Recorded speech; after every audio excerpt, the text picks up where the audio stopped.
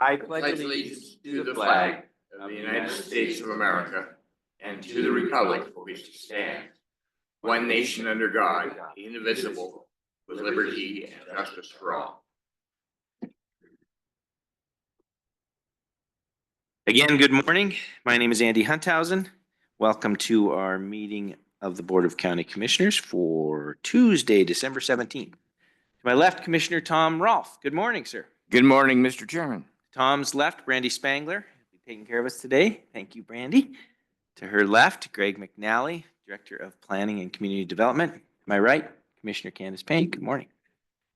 And to her right, Roger Baltz, our Chief Administrative Officer. Good morning, Mr. Baltz. There is a sign-in sheet in the front as well as agendas. Please sign in prior to leaving today so we have a good record of who's attended. And we'll jump. We don't have any consent action items. So we'll move ourselves. I'm talking really slowly now. No. Good morning, gentlemen. Before I jump into that first item, I'll introduce a couple more. Gentlemen, we have Deputy County Attorney Keegan Shea and Nico Hash. Good morning. So we'll jump to number 3 on the agenda, which is bid opening for the Grizzly Gulch Placer Mine Reclamation Project. Good morning. Make sure the green light's on there and you're ready to go. Good morning, Mr. Chair, Commissioners. For the record, my name is Casey Hayes. I'm the purchasing officer for Lewis and Clark County. This morning, we're going to open bids for the Grizzly Gulch Placer Mine Reclamation Project invitation for bids. In this invitation for bids, we have 8 additive alternates. I'm going to read out what those are now so that we can just move through any bids that might be in there. Additive alternate 1 is a high-density polyethylene floodplain liner. Additive alternate 2 is a core log. Additive alternate 3 is seating. Additive alternate 4, willow stakes. Additive alternate 5, willow clumps. Additive alternate 6, containerized plantings. Additive alternate 8, guardrail. Additive alternate 7, guardrail. Additive alternate 8, pedestrian trail. Thank you. Our first bid is from... I'm sorry about this. Just for those that might not know what we're doing today or what the description of the item is, just a 30-second overview of what we're doing. Maybe one of you can. Right. I'll call up Jennifer McBroom for that. Why are we doing this? Yep. All right. Sorry to interrupt you there. Just so people know what we're doing. Yes.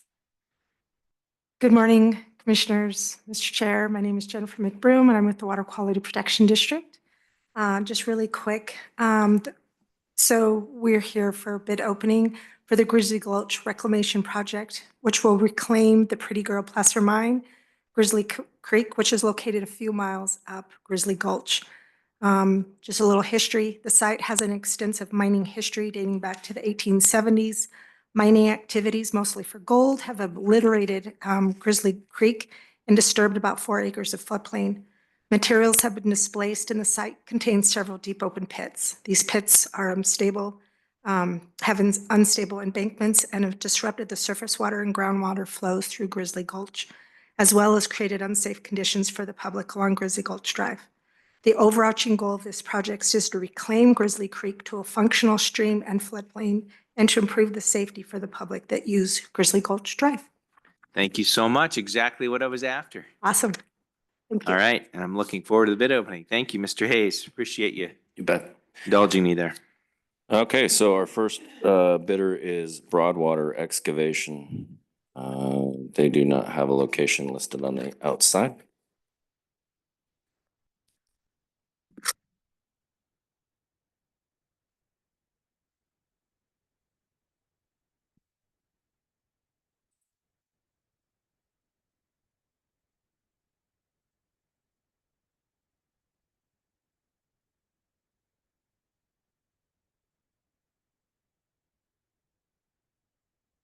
They have what appears to be a complete bid bond.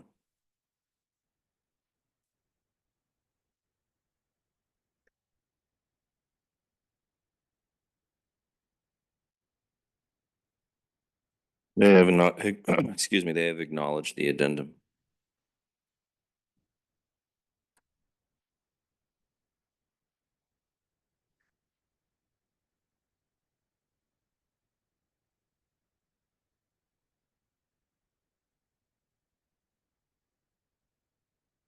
The bid appears to be signed. And so the bid appears complete. The base bid for Broadwater excavation, $279,250.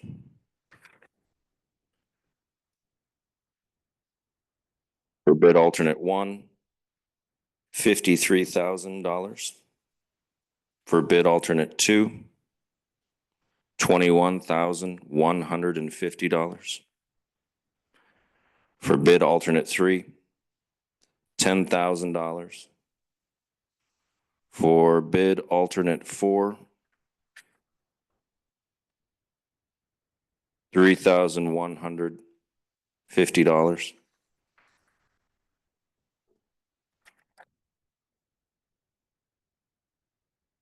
Bid alternate five, $2,500. That's $2,500. Bid alternate six, $30,000. Bid alternate seven, $50,000. Bid alternate eight, $9,810.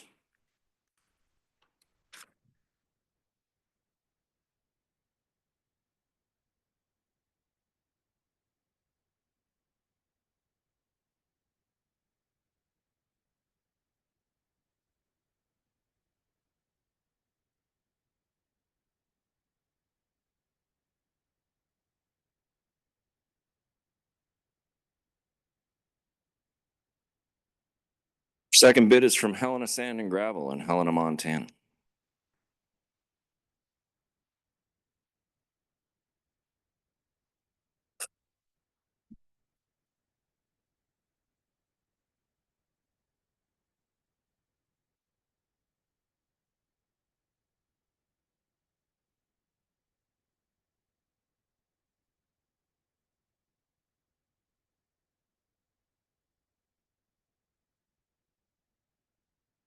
The bidder has acknowledged the addendum.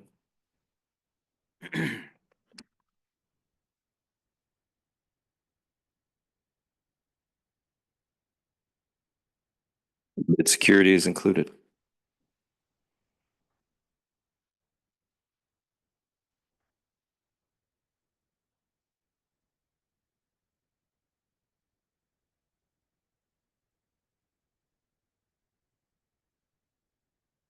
And the bid is signed. The bid appears to be complete. For Helena Sand and Gravel Incorporated, the base bid is $217,920. For alternate one, the bid is $105,175. For alternate two, the bid is $22,660. For bid alternate three, the bid is $10,000. For bid alternate four, the bid is $2,000. For bid alternate five, the bid is $6,400. That's $6,400. For bid alternate six, the bid is $9,000. For bid alternate seven, the bid is $55,000. For bid alternate eight, the bid is $2,544.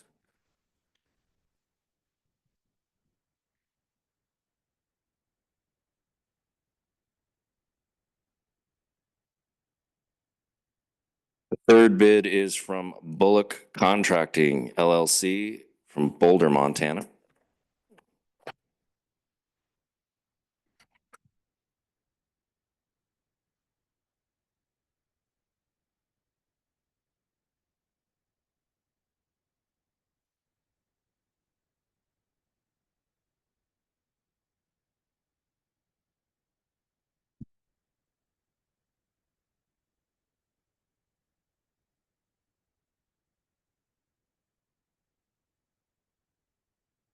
The addendum is acknowledged.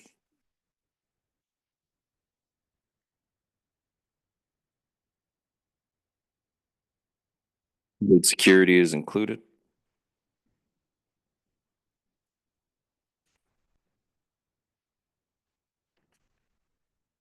The bid is signed, so the bid appears complete.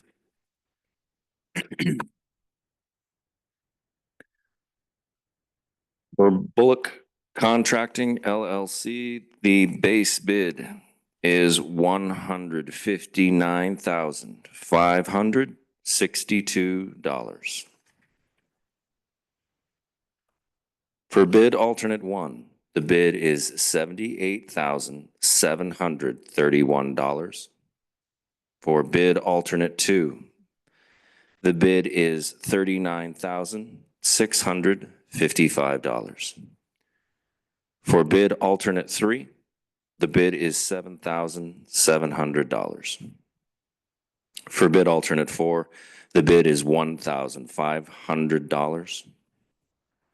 For bid alternate five, the bid is $5,500. For bid alternate six, the bid is $7,300. For bid alternate seven, the bid is $48,750. And for bid alternate eight, the bid is $6,600.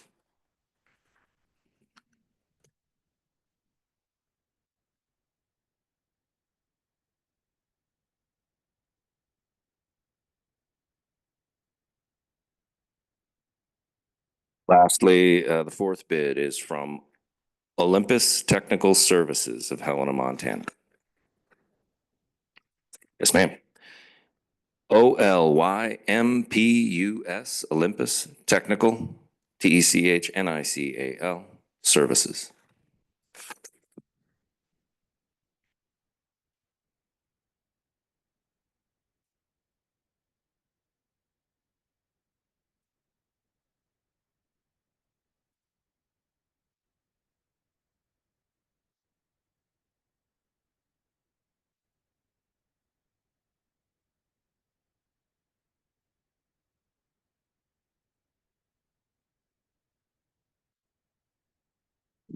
The addendum is acknowledged.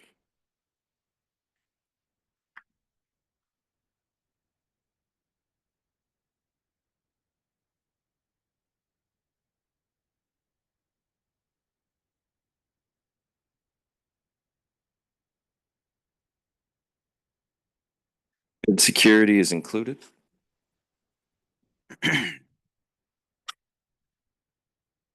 And the bid is signed. The bid appears to be complete.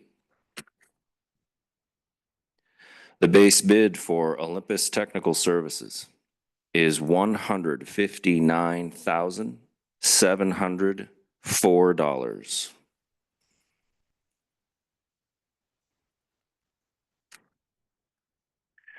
For bid alternate one, the bid is $78,130. For bid alternate two, the bid is $45,320. For bid alternate three, the bid is $23,000. For bid alternate four, the bid is $3,000.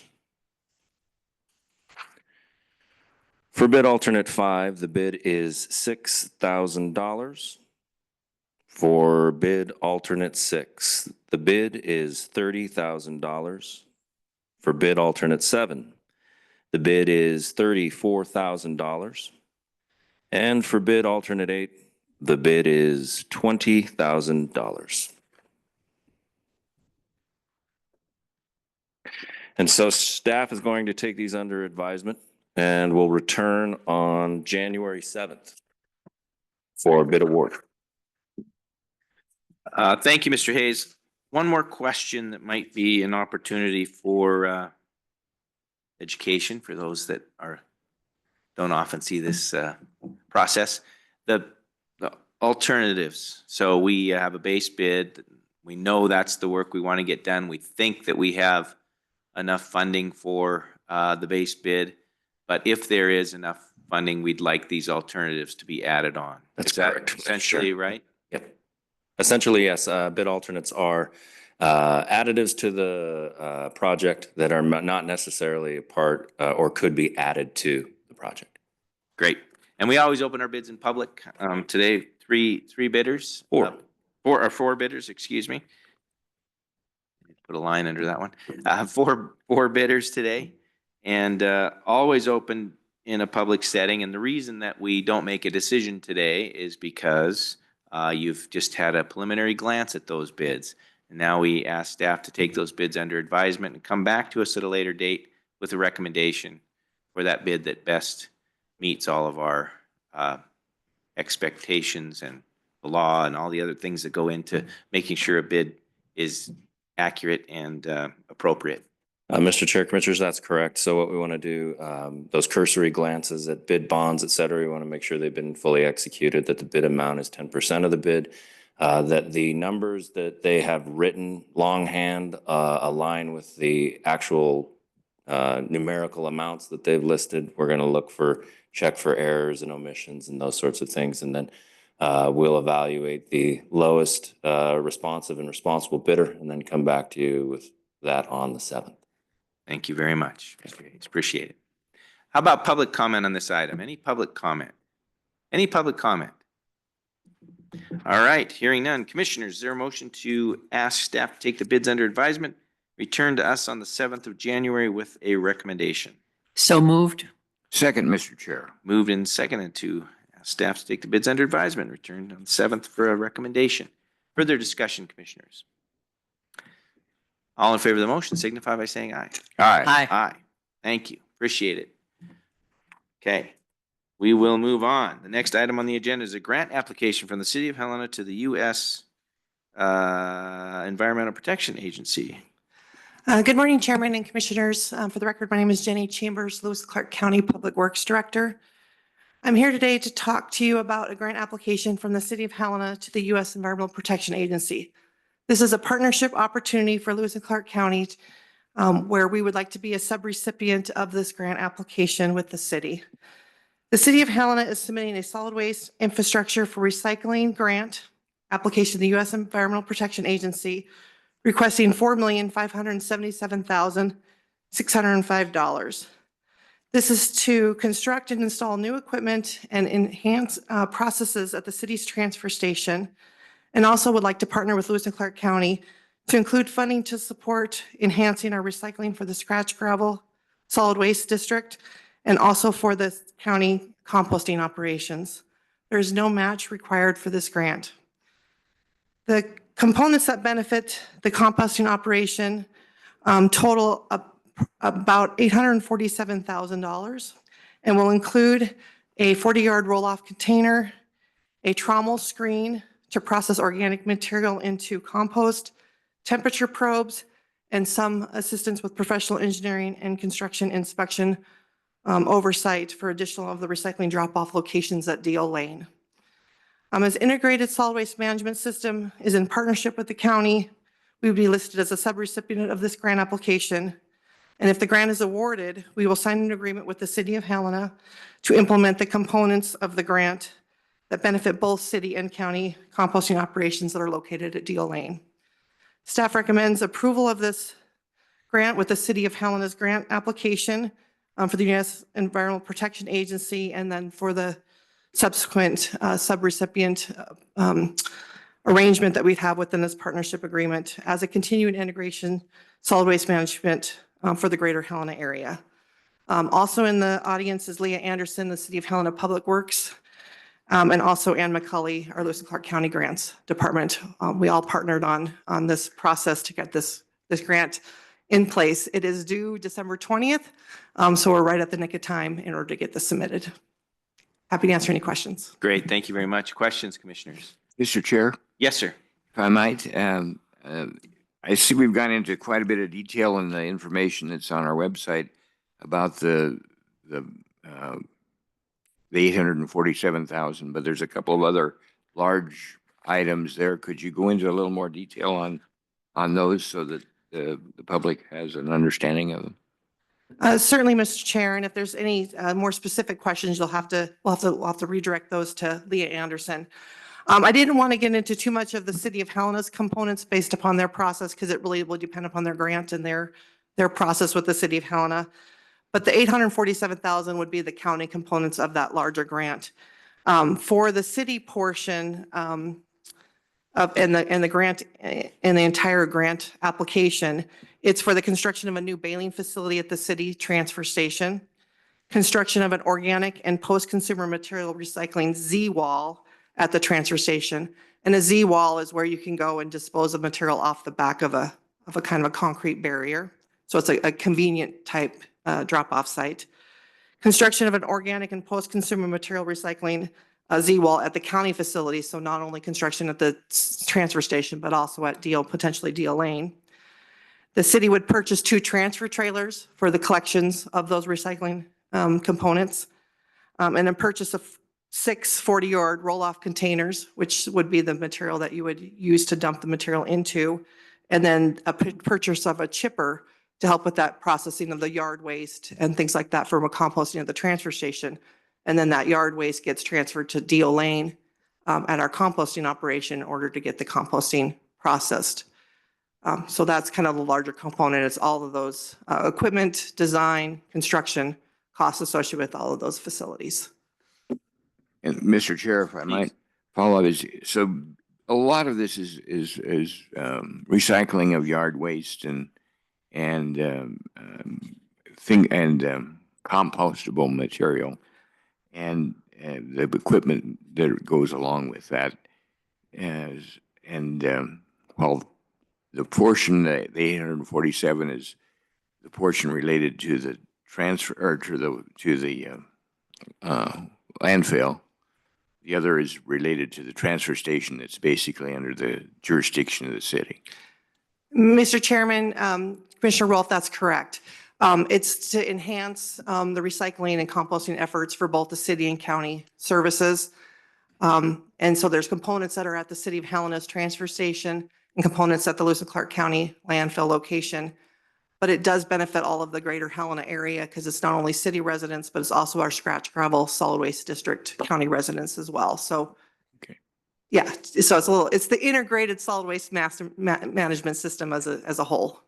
I think I think we've got kind of a unique situation with our city here, the great cooperation, and everybody works hard to make it work. And I just thought it was important for the public to have a better understanding of what we're totally talking about. Thank you. Thank you.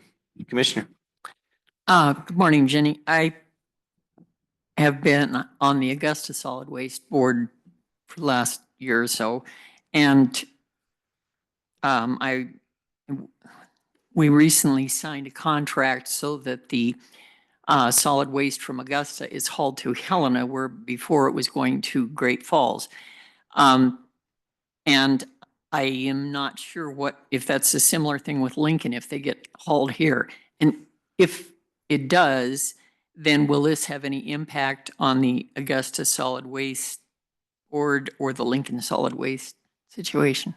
Mr. Chairman, Commissioner Payne, great question. So this grant is mainly focused on the greater Helena area within this location, but certainly some of these products will benefit the other solid waste districts within the county as well. With the city purchasing another transport trailer, 2 transport trailers, and also a roll-off containers. Right now, the City of Helena, through partnership with the county, does go up and collect the Augusta solid waste. They get reimbursed from the Augusta Solid Waste District. It's basically a kind of a contract that's an interagency type arrangement. So with them having additional equipment, that's going to help with making sure that services continues in the future. Lincoln right now goes to Missoula, but I know that that Lincoln Solid Waste Board is evaluating whether or not it makes sense to maybe do a similar arrangement as Augusta in the future, but right now we're not there. So anything we can do to help with the transport trailers and the collections of these container site locations, it's going to help all of overall county operations. In addition, if we improve our composting operation at the landfill, at our composting operation, right now we do a small pile of composting, as you're aware, at the Augusta solid waste transfer station. it does need some assistance with getting that processed and managed and maintained. So there could be some coordination on what that looks like with that future composting there as well. So it definitely is a partnership with the city, and we talk all of the solid waste districts within the county and our solid waste management as a whole through this partnership. Thank you, Jenny. Thank you very much. I'll just add that from my perspective, this is an opportunity for us our partnership to enhance the partnership, add to the infrastructure that we currently have, add to our efficiency, keep more of this waste out of our traditional cells at the landfill, and provide a product out the other end that can be used for all kinds of things in terms of that material going to projects for landscaping and other things. So anything there that I'm missing? Mr. Chair, I just wanted to close with one thing. You know, you guys have been briefed on the integrated solid waste master plan, which has a lot of these components in the future, what we would hope to do with that master plan. You'll hear probably in the next month or so the full plan on what that looks like. But this was an opportunity with that grant coming up and expiring on December 20th to apply for that to help with some of those facilities, because we want to make sure that the rates are managed for the ratepayers. And then if we're able to secure this amount of money to help with that infrastructure, that's going to reduce the overall rate long term. So just wanted to share that this is part of that whole master planning effort, the coordination of where we're headed, and trying to keep costs down if we can secure a pretty substantial grant opportunity. Great point. It's part of the master plan and an opportunity to bring in money from the outside that doesn't, we don't rely on our local ratepayers to cover these costs. So this is great. No match required. Thank you very much. Appreciate the partnership with the City of Helena as well. If there's no other input, comment from anyone? Okay, great. How about public comment on this item? Any public comment? Any public comment? Hearing none, is there a motion, please, Commissioners? Mr. Chair, I would move to approve the grant application from the City of Helena to the U.S. Department of U.S. Environmental Protection Agency, as explained by Ms. Chambers. Second. Moved and seconded to approve the grant application as presented. Further discussion, Commissioners? Again, thank you very much. Appreciate it. All in favor of the motion signify by saying aye. Aye. Aye. All right. The next item on the agenda is preliminary plat application for the Wade Minor Subdivision and variance requests. Good morning, Mr. Gonzalez. We did hear this on 12/10 at our regular meeting. Here it is again. Good morning, Mr. Chair, Commissioners. As mentioned, Phil Gonzalez here with Lewis and Clark County Community Development and Planning. I'm here again to present the Wade Minor Subdivision Application 2024-6. This is a 5-lot minor subdivision. The applicant is Kim Smith. The technical representative is Casney Associates. As you remember, this preliminary plat application was first heard before this commission last week on December 10th, and the application was tabled and scheduled to be heard today. To go quickly over some of this information we've already been through before, but before you can see on the vicinity map on the screen the subject property highlighted in yellow, located along the east side of Green Meadow, south of Lincoln Road. The general area is defined with mostly residential and some commercial uses surrounding the property. As I mentioned previously, this is a first minor subdivision application that would divide a 6.7 acre parcel into 5 lots. 4 lots would be reserved for a single family residence, and 1 lot is proposed for a storage unit facility. The lot sizes of the residential lots are all 1 acre in size, and the commercial lot is proposed to be 2.75 acres. As mentioned, the commercial lot proposal is for a storage unit facility. All lots are proposed to be served by individual wells, individual on-site wastewater treatment systems, and utilities. Direct access to these lots is proposed via an internal access road.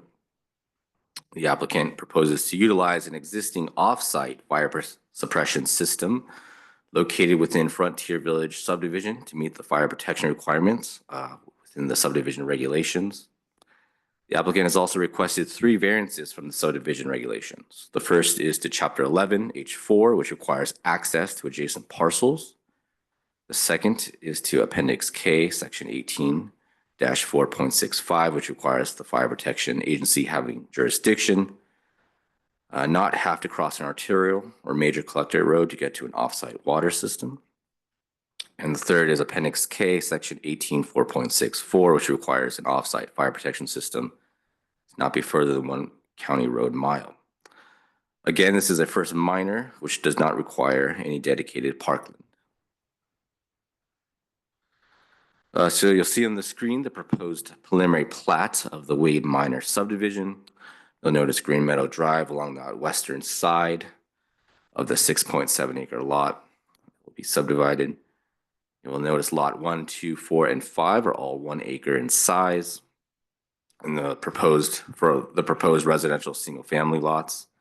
And the rear lot, lot 3, is the proposed 2.7 acre where the commercial storage unit facility is also proposed. You'll notice the internal access road coming off Green Meadow Drive, giving access to all 5 lots and terminating into a cul-de-sac.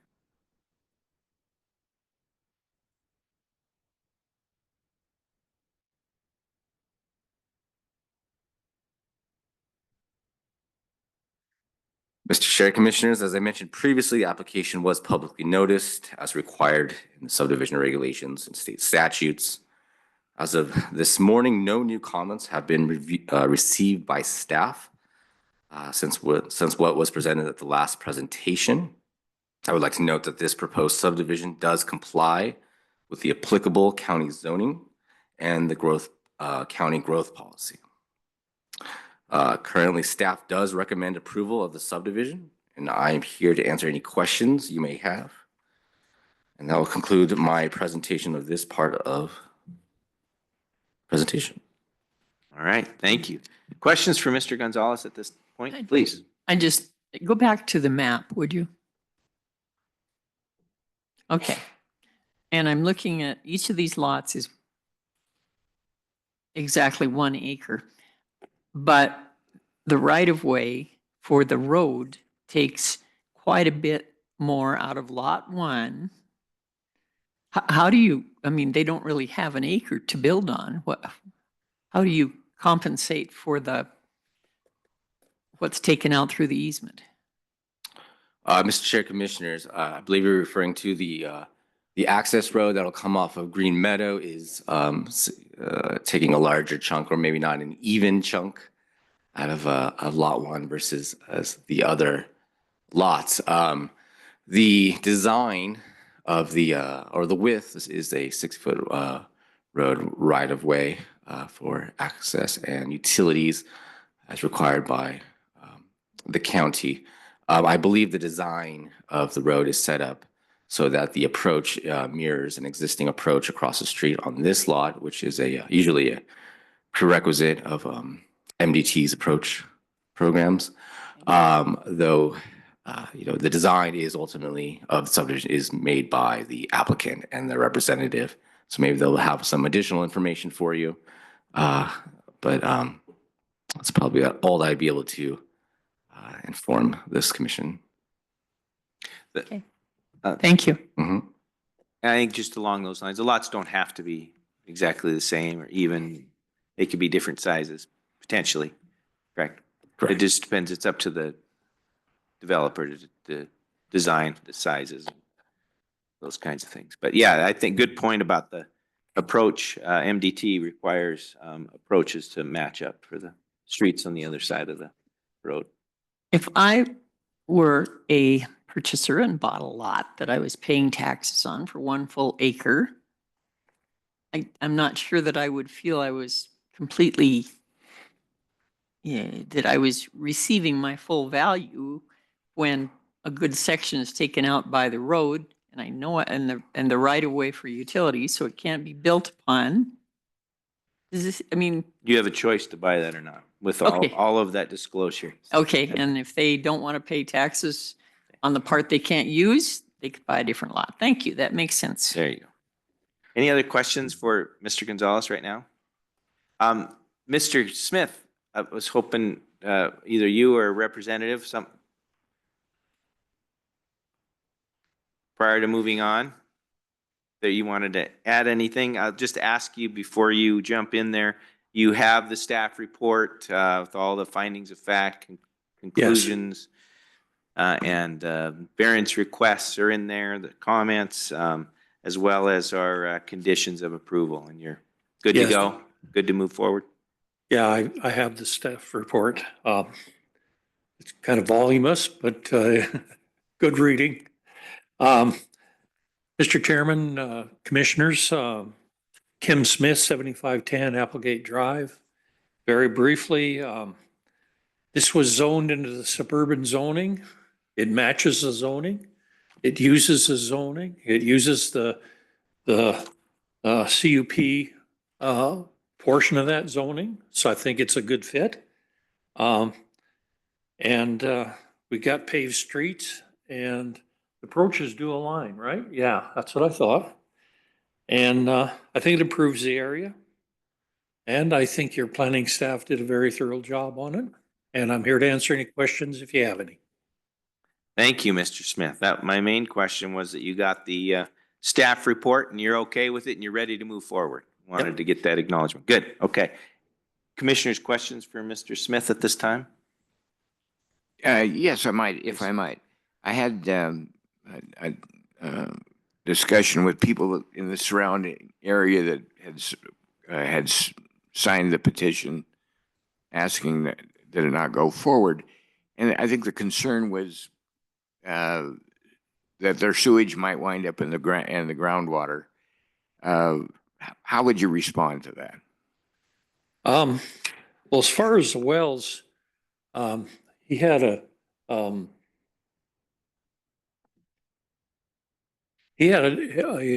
attachment that showed actually Vivian Drake's well that showed the water goes up and down with the rain, pretty much.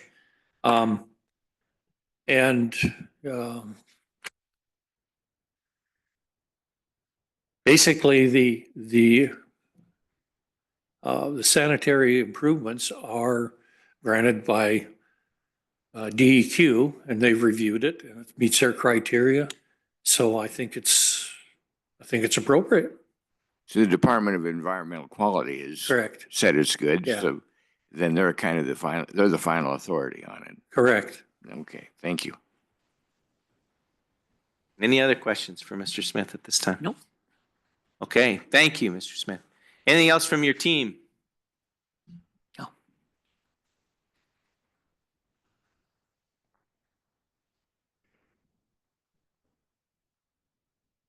Good morning. Good morning. Mr. Chair, Commissioners, my name is Jason Sorensen, and I represent the applicant as his engineer with Casney and Associates, 664 Logan Street here in Helena.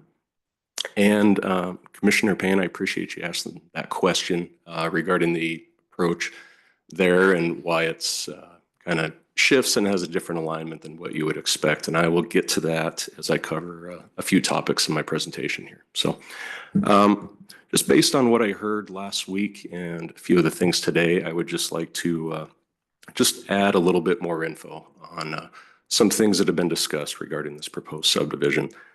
Number one, Commissioner Rolfe, I believe it was you last week that talked about some of the maintenance concerns with some of these small fire protection systems for subdivisions like this.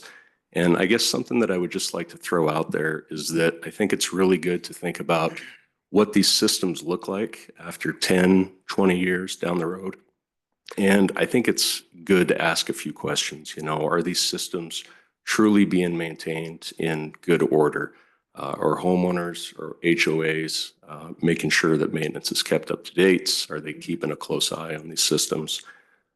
Has the tank developed a leak? Does the pump work? Does the hydrant work? And finally, in the event of an emergency, is the fire protection authority, is the fire chief going to rely on one of these small systems that maybe, you know, the fire protection authority hasn't looked at in a while or just been around? These designs, when there's individual systems, can vary. So they're not always, you know, the same from one subdivision to the next. And then lastly on this topic, in 2023, there was an audit of the subdivision regulations that was completed. And I believe that this board heard that. There were 4 top priorities that were supposed to give the most impact and like the biggest impact, most bang for the buck, if you will. The number 2 top priority in that conclusion of that audit was to revamp fire protection standards. So as Mr. McNally hit on last week, that is something that him and his staff are working currently on.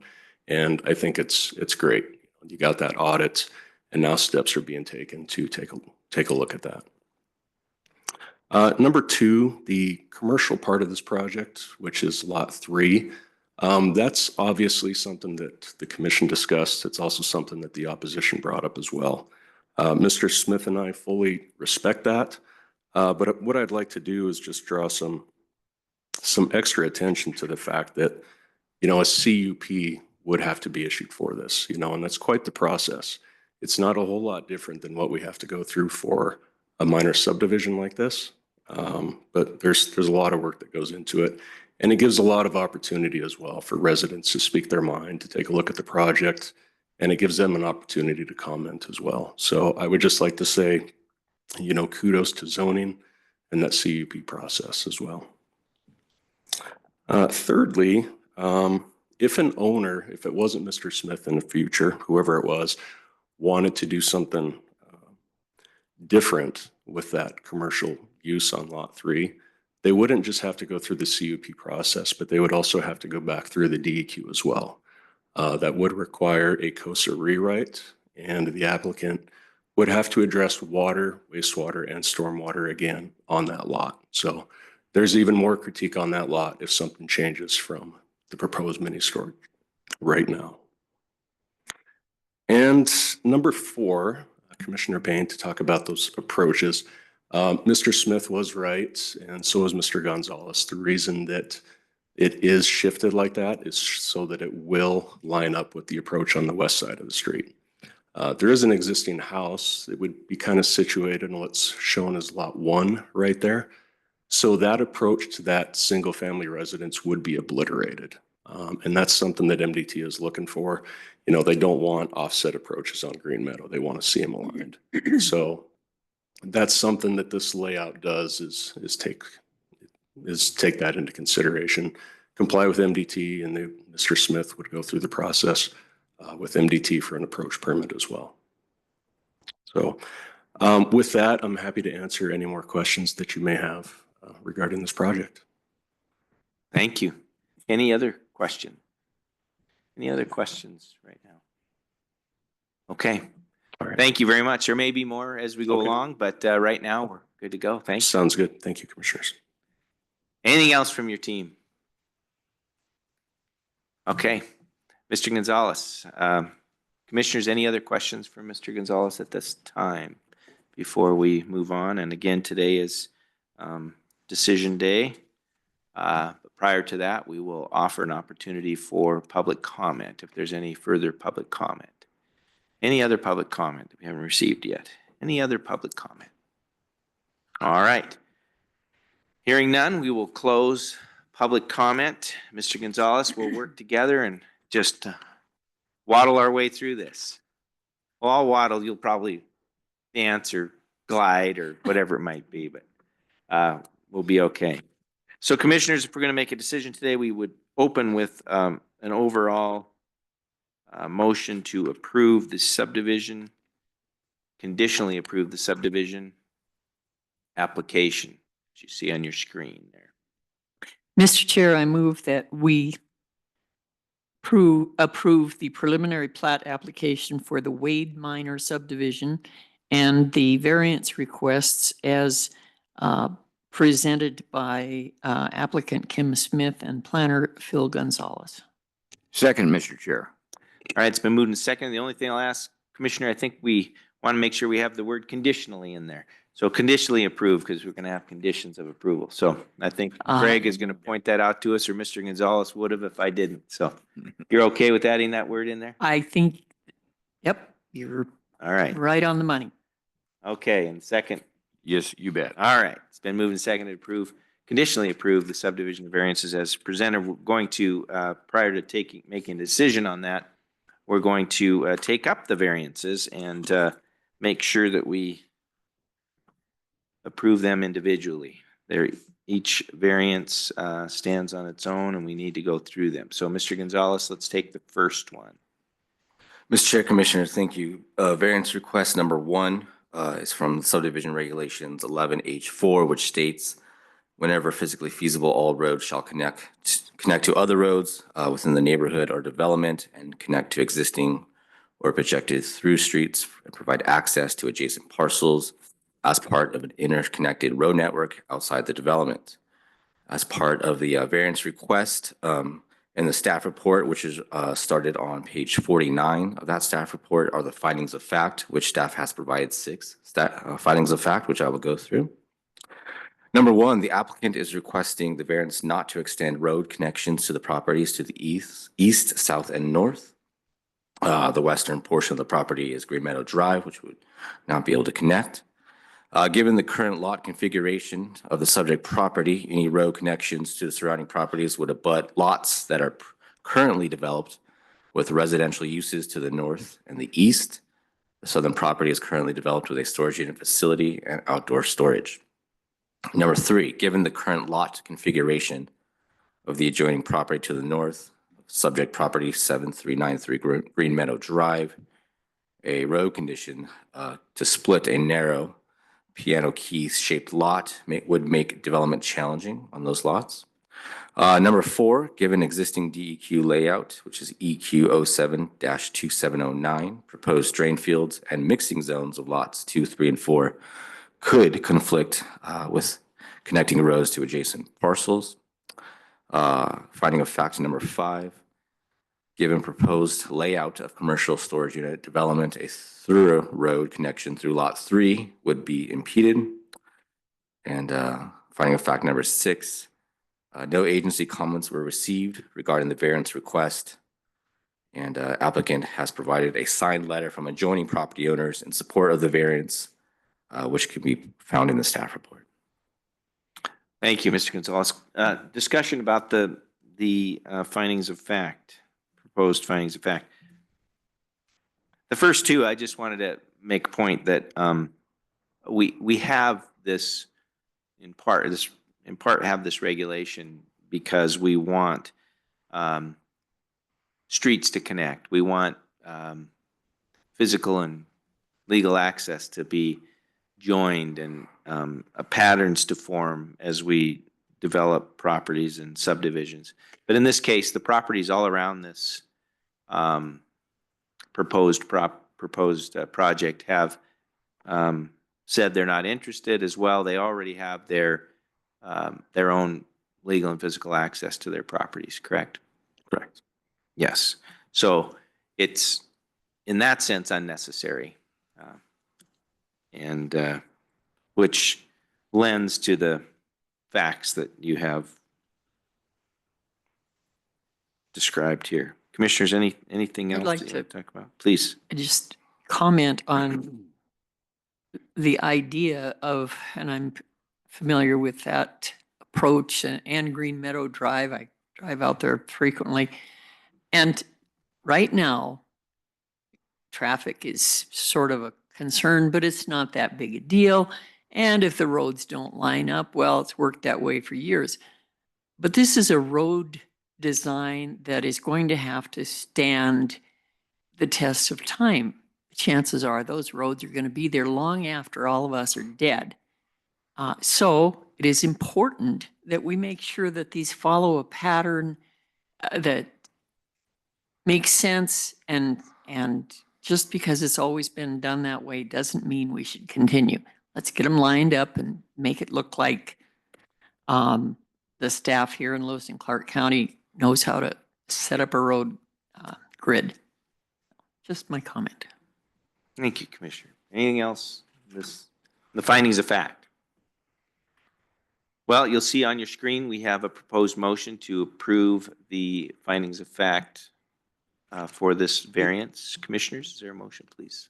Mr. Chair, I would move to adopt the findings of fact as recommended by staff relative to the consideration of variance request to Chapter 11.H4.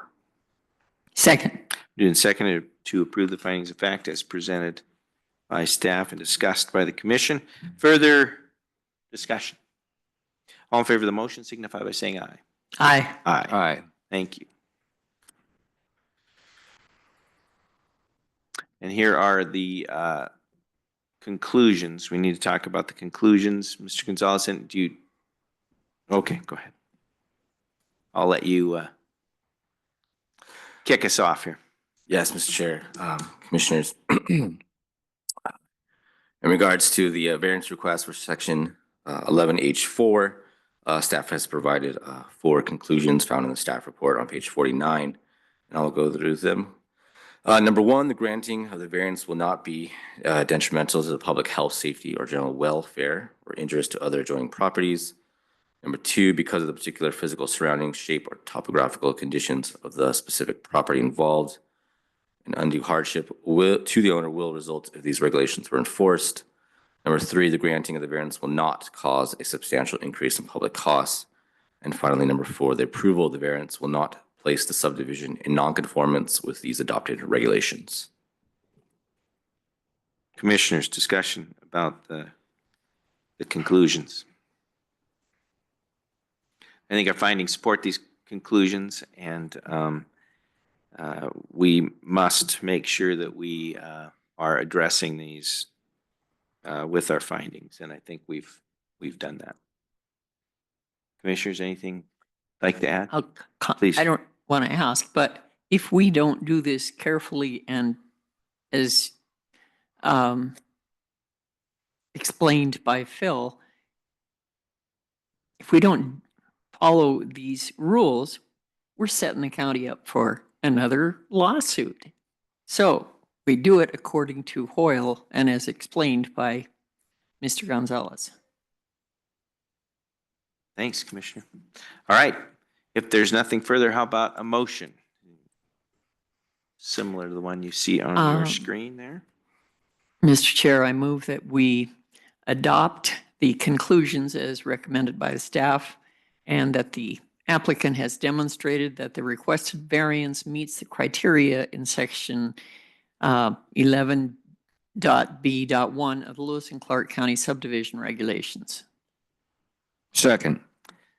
It's been moved and seconded to approve the conclusions as presented. Mr. McNally, something to add? Mr. Chair, Commissioners, doing great. Just section 2, not section 11. So this is section 2 of our subdivision regulations. Thanks for the clarification. 2B1. Oops. Thank you. 2B1, not 2B or not. That's correct. It's 2B1. Okay. It's Thank you. We've thoroughly confused it now. I think we have it down right. It's been clarified. It's because of the use of Roman numerals in part of this, and that's why I was confused.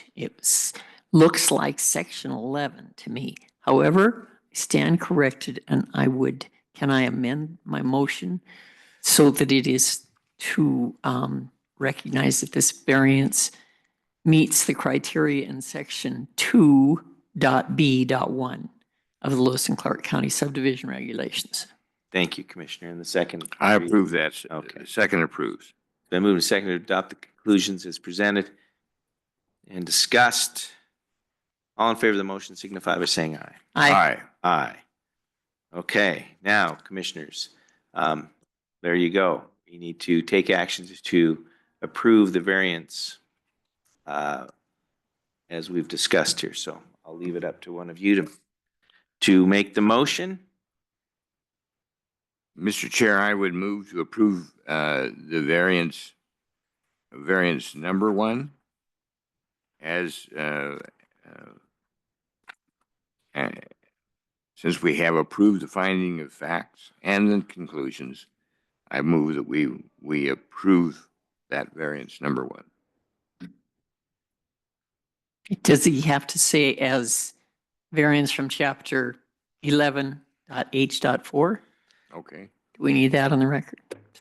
With that correction, I second. Okay. So it's moved and seconded to approve the variance that we're discussing as presented and discussed and seconded. Okay. Commissioners, all in favor of the motion signify by saying aye. Aye. Aye. All right, we'll move on to the next variance. And all of this will be on your screen as well, and some possible motions are on your screen as well to help us out. So if we, And we appreciate that. you bet. Okay, Mr. Gonzalez.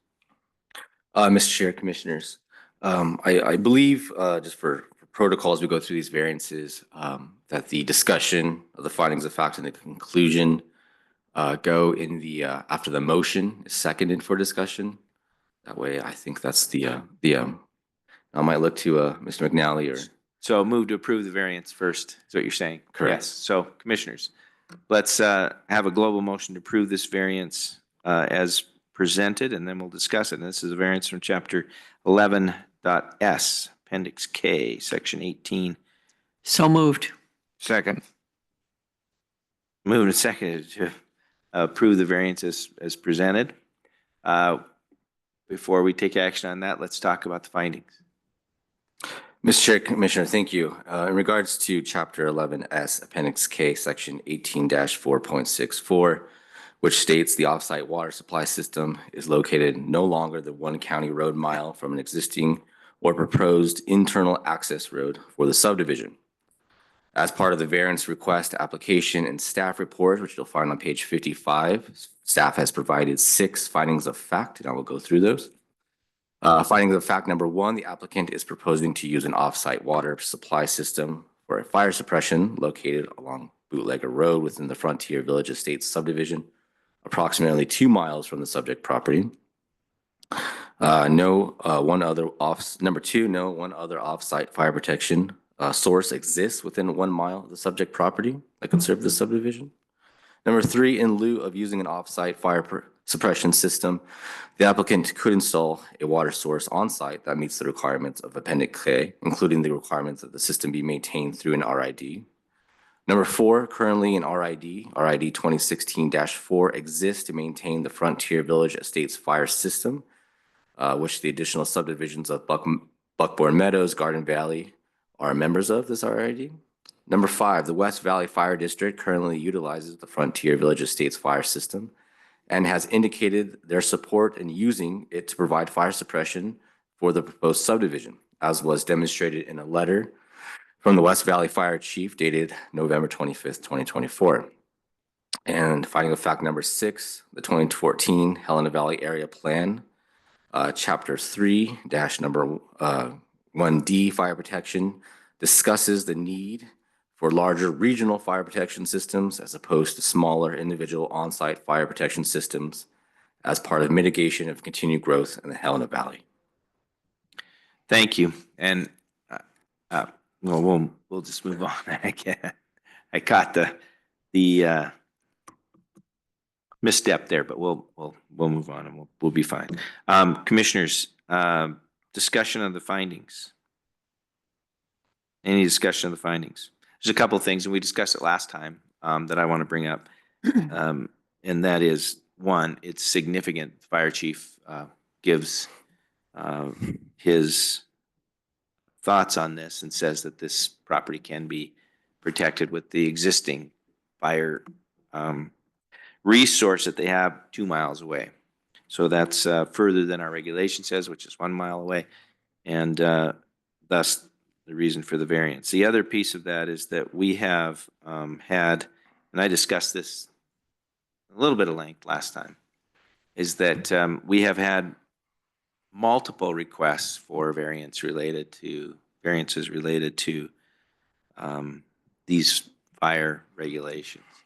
And that what that speaks to me as one commissioner is that if we're asking for a variance from a particular regulation, then that regulation needs to be looked at, and that's exactly what we're doing. I think it's been alluded to multiple times that we're looking at the regulations related to fire protection.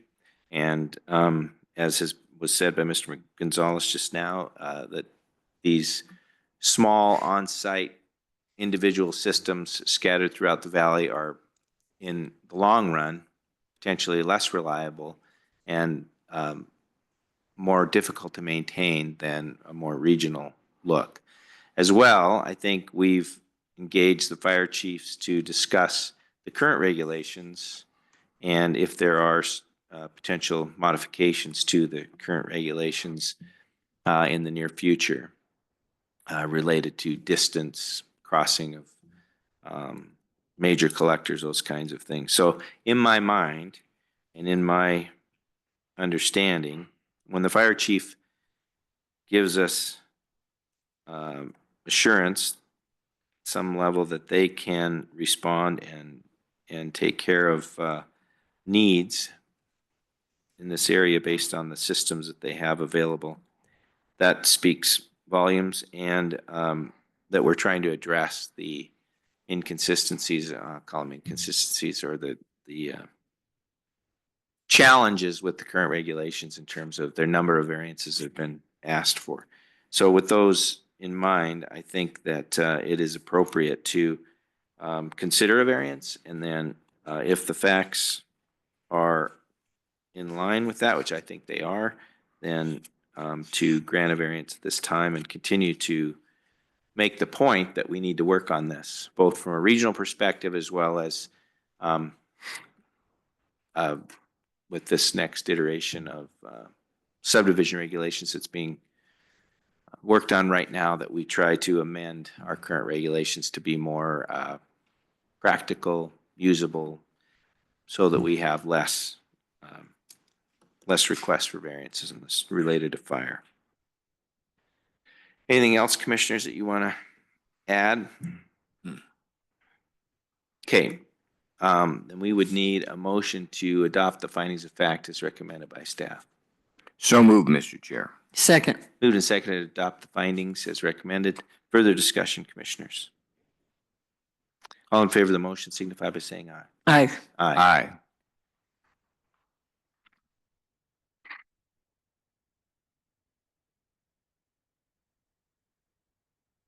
Conclusions. Mr. Chair, Sorry. Commissioner.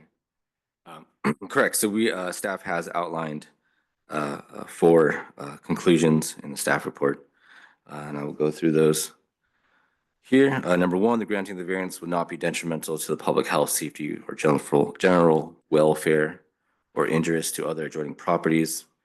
Number 2, because of the particular physical surroundings, shapes, or topographical conditions of the property involved, undue hardship to the owner will result in these regulations were enforced. Number 3, the granting of the variance will not cause a substantial increase in public costs. And number 4, the approval of the variance will not place the subdivision in nonconformance with these adopted regulations. Commissioners, discussion related to the conclusions. Again, our findings need to support these conclusions. I believe they do. Any further discussion? And we have, in our prior meeting, we discussed this at length. So, I think that discussion will play into our consideration of these, of this variance request. We have talked about it, reasoned with it,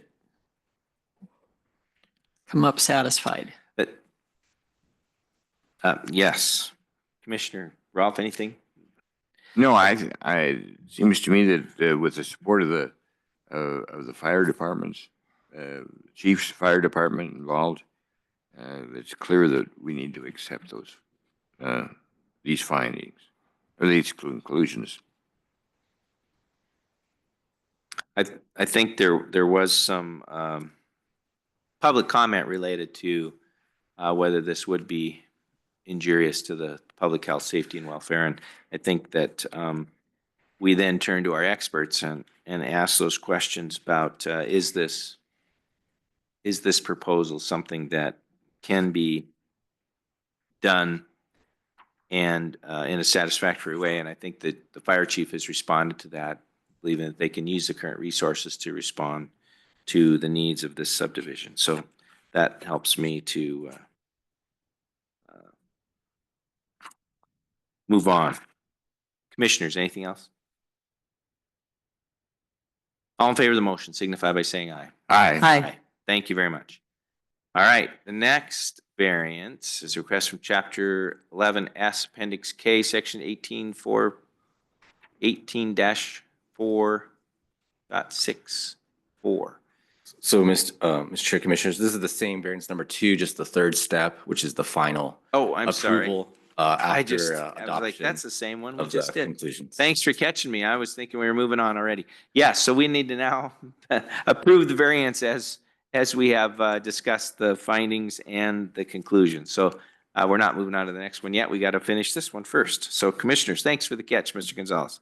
I knew we had to work together. See, I told you you're gliding and I'm waddling through. So Commissioners, we need a motion to approve this variance. Please. Mr. Chair, based on the acceptance of the findings and of fact and conclusions relative to this variance, I move that we support the variance, approve the variance. Second. Moved and seconded to approve the variance as presented and discussed. Commissioners, anything further? All in favor of the motion signify by saying aye. Aye. Aye. Okay, now, Mr. Gonzalez, we get to move on to the next variance, right? Correct. And we'll try and get smoother on each one. Maybe it's not possible, but we'll try. And, Go ahead, and Mr. Chair, Commissioners, if I could just reiterate sort of what it is you're doing for the general public here. Yes, please. In your consideration of variance applications, you're first making a motion to approve findings of fact as recommended by staff. And under that motion, then you can add additional findings or amend those findings as Yes. necessary. So far, you haven't found the need to do that. Once you vote on that, then you get to vote on if and Phil could probably follow along here and go to the next step here if he wanted to, so this folks can see a motion to adopt a conclusion. So the conclusion is then based on those findings of fact that the applicant has demonstrated that the requested variance meets the criteria, those 4 things that Mr. Gonzalez has been reading. Right. That motion is seconded for discussion. You guys can have been discussing those items and then voting on that. And then finally, now that you've considered the findings of fact and and considered the conclusion, then you can take action to, as in the prior 2 cases, approve the variance as supported by those findings of fact and those conclusions. Thank you. Thank you. Anything you'd like to add, Commissioners? Okay. All right, Mr. Gonzalez, the next variance is a variance from Chapter 11S, Appendix K, Section 18-4, 6.65. And we're going to be discussing the findings of facts. So Commissioners, let's get a motion on the table to adopt the findings of facts as recommended by staff, and then we'll discuss them. So moved. Second, Mr. Chair. Moved and seconded to adopt the findings of fact as recommended by staff. Prior to making a decision on that, we'll go over these findings. Mr. Gonzalez. Mr. Chair, Commissioners, as you described, Appendix K, Section 18-465, which relates to fire protection. The regulations state that the utilization of an off-site water supply system does not require the fire protection agency having jurisdiction to travel on an arterial or major collector roads, cross railroad crossings, or travel on roads with grades in excess of 11% to deliver water from off-site water supply systems to the subdivision. With this variance request, which is found on page 59 of the staff report, findings of fact, staff has provided 5 findings of fact, which I'll go through. Number 1, the applicant is proposing to use an off-site water supply system for fire suppression located off of Bootlegger Drive within the Frontier Village Estate subdivision, located approximately 2 miles from the subject property. Location of that fire protection system is located. It would require the fire protection agency having jurisdiction to cross a major collector road to get to the proposed subdivision. No other off-site water source exists within 1 mile of that property to serve that subdivision. Number 3, currently an RID 2016-4 exists to maintain the Frontier Village Estates fire system. With the additional subdivisions of Buckboard Meadows, Garden Valley are also members of that RID. Number 4, in lieu of using an off-site fire suppression system, the applicant could install a water source on site that meets the requirements of Appendix K, including the requirement that the system be maintained through an RID.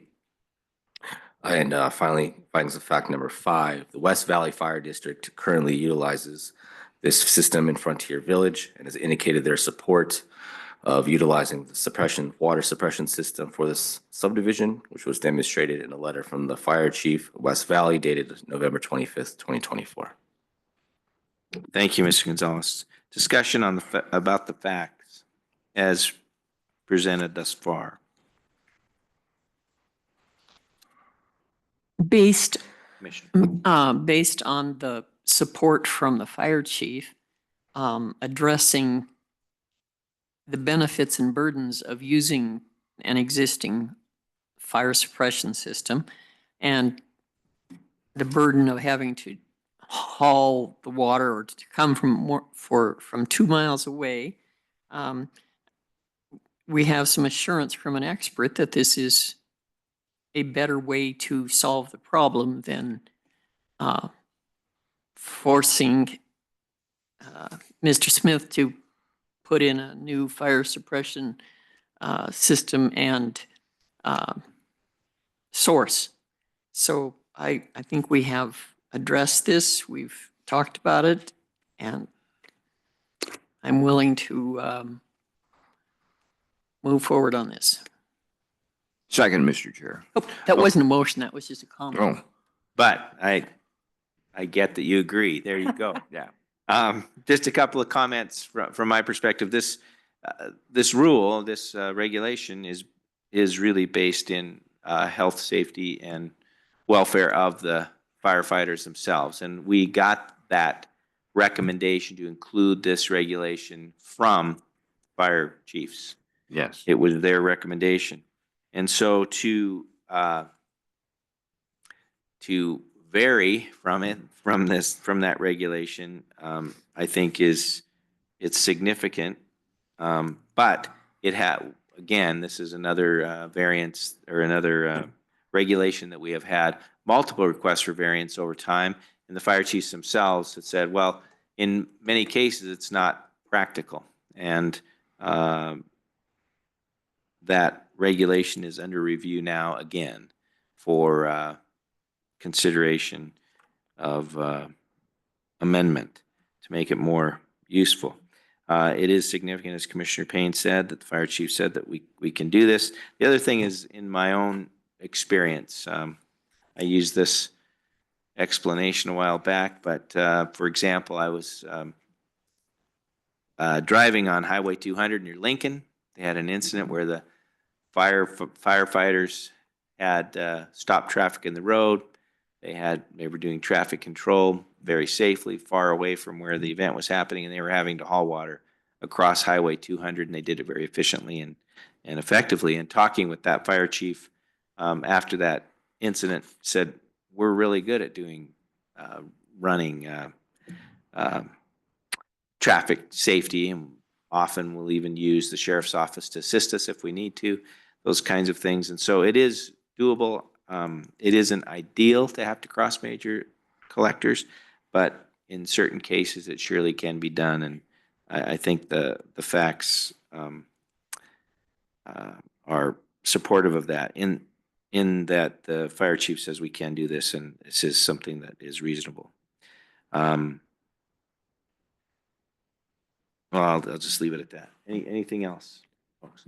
Okay, so we've discussed the facts, findings of facts, commissioners. There is a motion on the table to approve the finding of facts as presented. Is there anything further you'd like to add? All right. All in favor of that motion signify by saying aye. Aye. Aye. Aye. Thank you very much. Let's discuss the conclusions, and maybe we could start with this recommended motion that is on your screen right now.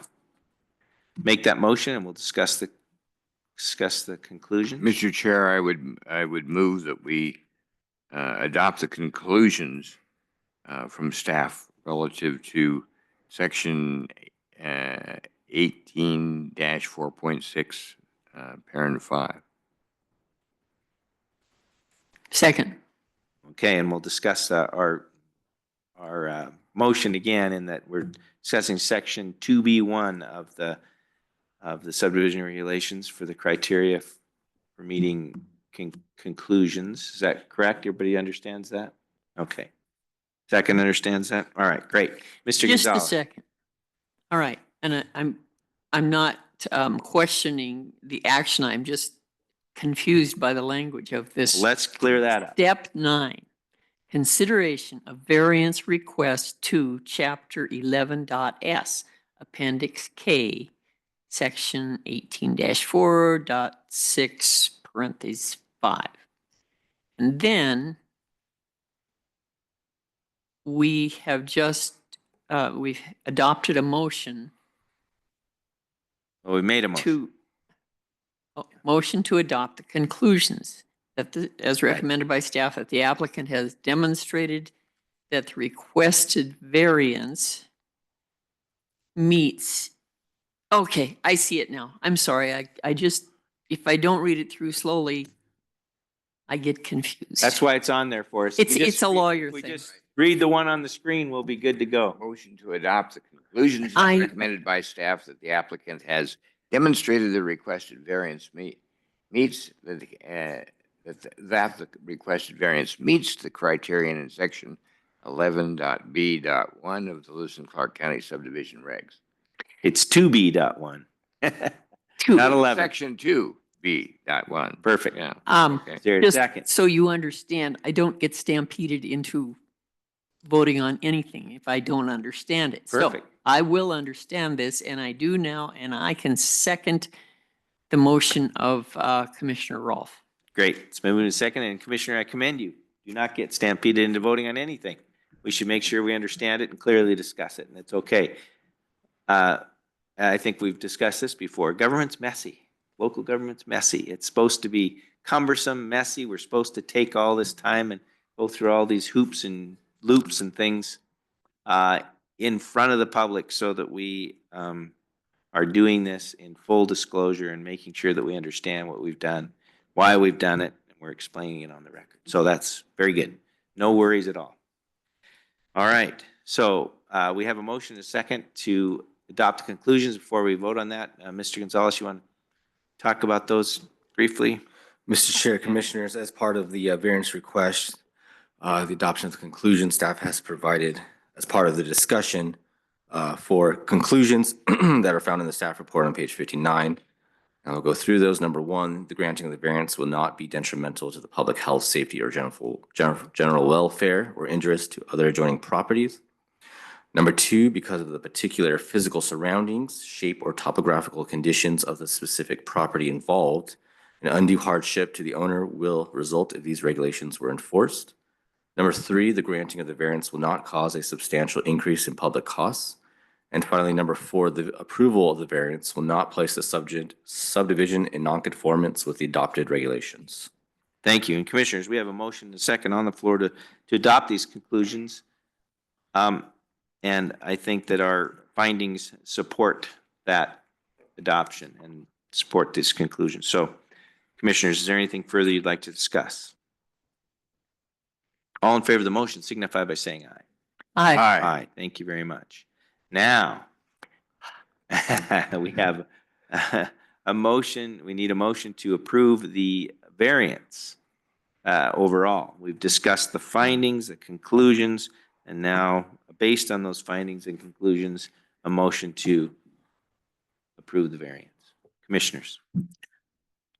Mr. Chair, I move that we approve the requested variance from Chapter 11.s, Appendix K, Section 18-4.6, paren 5 of the Lewis and Clark County Subdivision Regulations as presented by our staff. Second. Moved and seconded to approve the variance as presented and discussed. Further discussion, Commissioners. Thank you for helping us do that, Mr. Gonzalez. All in favor of the motion signify by saying aye. Aye. Aye. Okay, Commissioners, we have approved the 3 variances. Now we have to discuss the, based on that, the overall subdivision, and we'll discuss the findings of fact for the overall subdivision. And I think we'd like to start with a motion to adopt the findings of fact as recommended by staff. And then before voting on those, we'll discuss them and change them if we need to, or add to them, or whatever we need to do. So I'm looking for a motion to adopt findings of fact as recommended by staff. Mr. Chair, I would move to adopt the findings of fact as recommended by staff. Second. Moved and seconded to adopt the findings of fact as recommended by staff. Let's not vote on that until we discuss them with Mr. Gonzalez. Mr. Gonzalez will lead us through and we'll discuss each category here. So we'll start with impacts on agriculture. Mr. Gonzalez. Mr. Chair, Commissioners, as you mentioned, there are 11 criteria that make up the review of the subdivision as part of the findings of facts and conclusions sections of the staff report. As you mentioned, impacts of agriculture is the first criteria of those 11, and that begins on page 4 of the staff report for anyone that's generally looking through that. I will attempt to go through these findings of fact under each impact criteria and attempt to summarize them and pick out certain pieces and facts that relate to those conclusions. So in regards to impacts of agriculture, I will note that staff has provided 3 findings of fact. The subject property consists of 6.7 acres of relatively flat land. The NCRS designated the soil within those boundaries as gravelly loams at 0 to 2% slopes. The entire property is classified as not prime farmland, quote. The development will result in no reduction of active agricultural production on that site, though the subject property is not immediately surrounded by parcels with agricultural uses. Those parcels remain available to any type of agricultural uses. As a result, the proposed subdivision will require a 5-year weed management plan to be mitigated against noxious weeds, a MPDS, and I'll define that once, a Montana pollutant discharge elimination system to permit for stormwater and erosion control, restrictive covenants providing notice of agricultural operations in the general area, and that the property should be maintained in a weed-free manner. The best use management practices for erosion control during construction and restraining domestic pets on the property. As a result, staff's belief is that those impacts will exist towards agriculture. The next criteria, which I would like to discuss, is impacts on agricultural water users. Staff has provided 4 findings of fact in regards to that criteria, starting on page 6. According to the preliminary plat application, the subdivision is not traversed by any water course, drainage ways, channel ditches, or streams, easements, or right-of-ways as it reflects on agricultural water users. All subdivisions must be designed to avoid or mitigate any significant impact and adverse impacts on agricultural water users and water user facilities. According to the application, no impacts from the subdivision on agricultural water user facilities will occur, as no parcels surrounding the property have agricultural uses at this time, concluding that the subdivision will not have adverse impacts on agricultural water users. The next criteria is impacts on local services. Underneath that are a number of findings of fact topics, and I'll talk about those in order. The first one is findings of facts regarding water and wastewater, starting on page 7 of the staff report. Note that water is proposed to provide to each lot via individual on-site wells. Well log data from the Montana Bureau of Mines and Geology from the closest wells subject to the subject property indicate an average total depth of between 73.2 and 93.5, with an average static water level of 81.1 feet. I will note that the Water Quality Protection District provided a comment which included groundwater level data from 4 wells surrounding the development site. One well is located northwest of the development, adjacent to Silver Creek. The groundwater levels remained at around 30 to 40 feet below ground level over the past 14 years. 2 other additional wells are located south of the development along Silver Creek. Those groundwater levels in both wells have maintained around 60 to 70 feet over the past 5 years. And an additional well is located east of the development, and those groundwater levels have remained stable around 80 to 90 feet. All well data from the Water Quality Protection District is indicated those levels have been stable in the past. However, seasonal fluctuations do occur and can account for anywhere from 10 to 20 feet of variability. And the recommendation being that wells should be drilled based on seasonal low groundwater levels. Additional, in regards to water and wastewater, the development is underlain by the Helena Valley Fill Aquifer. It is composed of cobbles, gravel, sands, silts, and clays exhibiting a high degree of horizontal hydraulic conductivity. The aquifer is recharged through infiltration of streams, irrigation canal leakage, and bedrock fractures. Additionally, the Water Quality Protection District recommends that individual groundwater wells be drilled to depths well below the seasonal lowest water table. Groundwater levels are particularly at their highest in late spring, when snowmelt is recharging the local aquifers, and are lowest in late summer and fall due to increased demand from irrigation. So, Mr. Gonzalez, if we could just stop there. I'm trying to think of where there were some comments, public comment related to the findings that we're discussing now. And water was one of those comments. And this really helped, these facts that you've been discussing here really helped me to think about and address those, because there are monitoring wells in the area. All of those monitoring wells looks like have been maintaining a pretty consistent level of groundwater. It does fluctuate with the seasons, the dry part of the season versus the other, but has been fairly consistent. There's even recommendation by the Water Quality Protection District to drill wells, based on the lowest time of year, that kind of thing. And so those concerns that were brought up about water quantity are there as well. It's a requirement for anybody drilling a new well to have those wells be meet the regulations for separations from wastewater systems and or permitting with DNRC and DEQ, correct? That all of those things are part of that equation. So I just wanted to bring that up, that these facts are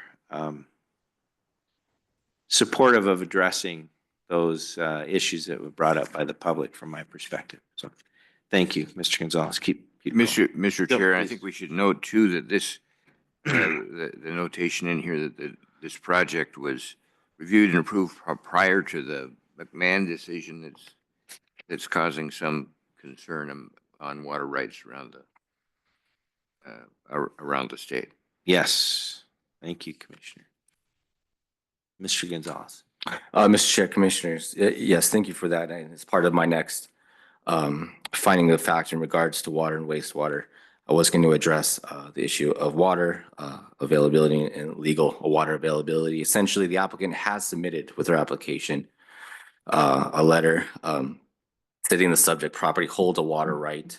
That abstract, general abstract for that water right reflects a maximum volume of 13 acre feet that would be divided between the proposed subdivided lots. As you mentioned, on February 14th of 2024, Montana's First Judicial Court issued an order in regards to the Upper Missouri Waterkeeper versus DNRC, which ruled that the DNRC incorrectly applied the law when it determined that the developer was entitled to appropriate up to 10 acre feet of water for each phase for phase subdivision under the permit exception. I will note a letter in the application submitted by the applicant on March 28th of 2024 from the Montana Department of Environmental Quality. Jackie Cool, a section supervisor, said related to the proposed subdivision that the McMahon decision is only applicable to new projects submitted after February 14th of 2024.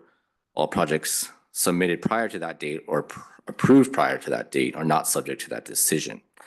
In a sense, this existing subdivision application has an existing COSA. It would not be subjected, is not utilizing exempt wells.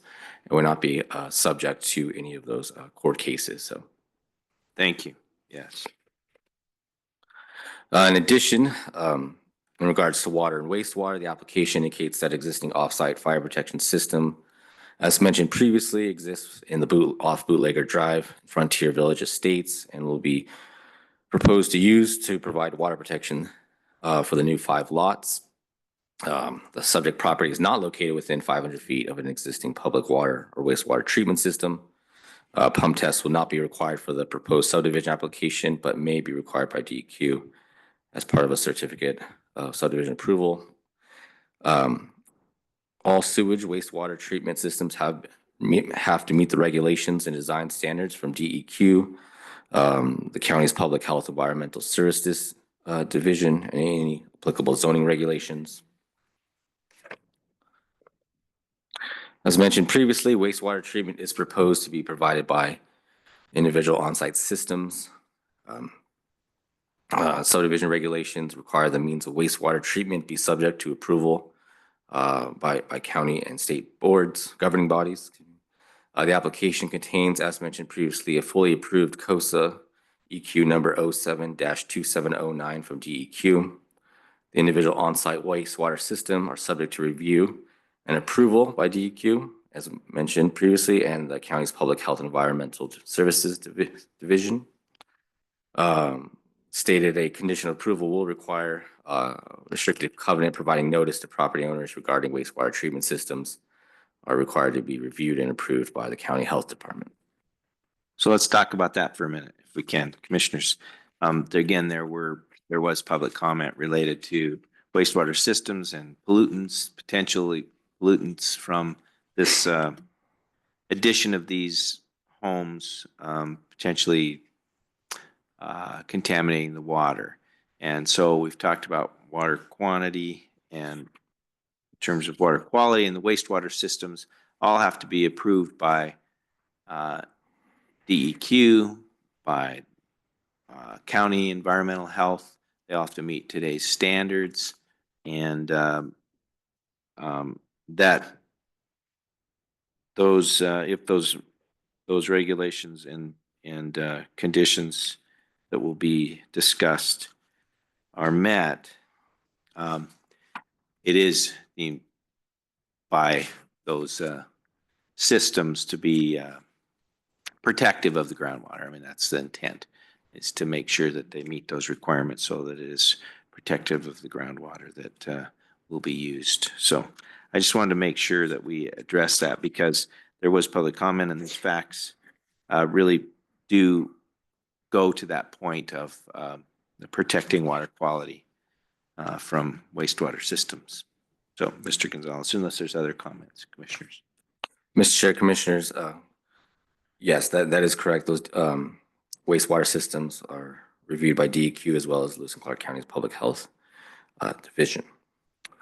The next criteria underneath local services, solid waste, staff has provided one finding of fact, which starts on page 10.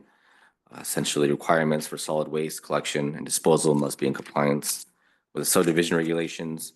It is important to note the subject property is within the scratch gravel solid waste district. Solid waste fee will be assessed for each lot, and contract collection and disposal of solid waste is available from Tri-County. In regards to that, no conditions of approval are required to mitigate the impacts of solid waste under local services. The next is mail delivery, findings of fact in regard under local services, which staff has provided one finding of fact on page 11. Mail collection and delivery shall be in compliance with county subdivision regulations, and the applicant proposes to utilize mail connection boxes on site. Any new mailbox facilities shall be installed and approved by the United States Postal Service. Findings of fact regarding utilities under local services, again on page 11. Staff has provided 3 findings of fact. According to the application, subdivision will be served with electrical, natural gas, and internet utilities, which will be extended underground into the proposed subdivision. Prior to final plat, utility easements will have to be provided in accordance with subdivision regulations and be installed where necessary for future extension of services. The next criteria under local services is roads and traffic. Staff has provided 25 findings of fact in regards to this, roads and traffic, which begin on page 12. Uh, Direct access to the subdivision will be off of the proposed public access easement, which is proposed to terminate in a cul-de-sac. The applicant will construct proposed public access easement to a local road, section number 2, paved standard, with roadside ditches from the approach with Green Meadow Drive. Prior to the construction of the internal access easement or the installation of utilities, plans for the subject road and utilities shall be submitted to Public Works for review and approval. And any permits from MDT will be obtained before construction off the approach to Green Meadow Drive. Let's talk about that for a second. So, Sure. it is an MDT road, and we've already discussed the impacts. There will be impacts. I mean, there's going to be, it'll add traffic and those kinds of things. However, MDT is in control of permitting that access. And I think it's forward thinking in the design in that MDT most always will require approaches to line up with the approaches across the street, those kinds of things. So I think that addresses some of that. That addresses a safety issue from my perspective, as is discussed here, and the MDT requirement. So, well, I'll leave it at that for the moment, and we can talk about. Well, we'll talk about more related to the variance requests as we go forward. But please, Mr. Gonzalez, or if there's anything else from the commissioners, jump in. Mr. Chair, Commissioners, correct. Moving forward with roads and traffic, the application states that the existing parcel has 2 existing approaches off Green Meadow Drive. As part of the development of this subdivision, those approaches will be removed and a new approach will be applied from MDT. Each property owner will be responsible to apply for an approach permit from County Public Works Department to access that internal county road. The applicant has submitted a traffic impact study which evaluated potential traffic generation and trip distribution. As part of the application, it was estimated at 74 additional vehicle trips per day onto Green Meadow Drive, which has upwards of 1,900 vehicles per day. The additional vehicle trips will not impact the level of service on Green Meadow Drive and will not be impacted by the proposed development. The proposed internal public access road within the subdivision will be classified as a county road. It will be a 60-foot wide right-of-way along the subject property. No additional right-of-way or improvements will be required as part of this proposal. All roads will be designated as county road easements and will be shown and described on the plat, as will be required through a condition of approval. As part of the subdivision regulations, all internal roads and streets within the subdivision will be maintained by creating and properly funding a rural improvement district.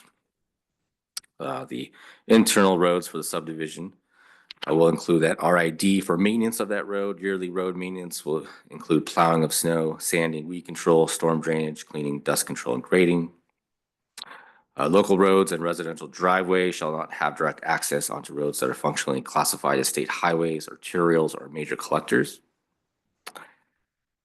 which will result in a condition of approval restricting access along Green Meadow Drive.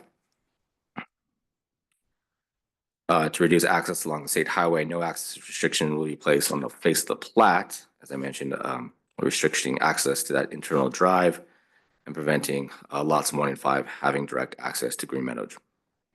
The proposed public access utility easement will terminate with the proposed subdivision not providing through traffic. As part of the subdivision regulations, whenever a subdivision abuts an existing proposed collector, governing body may require a reservation prohibiting access along those lines. Also, county road easements in the case of a additional right-of-way, which results in a 50-foot no-build setback along the western boundary of those lots, prohibiting the construction of new structures, wells, drain fields, and replacement drain fields to facilitate any type of future widening of those roads.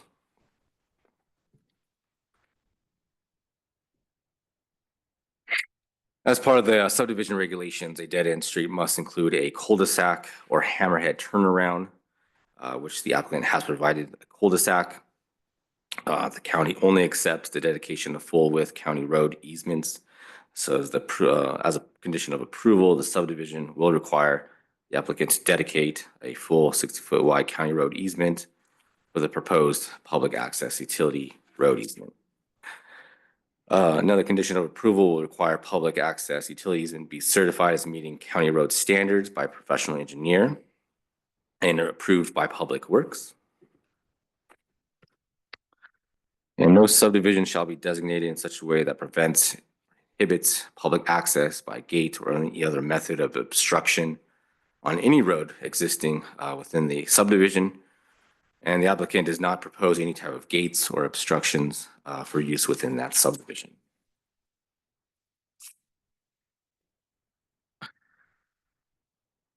A subdivision will require that the proposed public access utility easement and cul-de-sac all meet the County Public Works Manual, typical section number 2, and be built in concurrence with Public Works.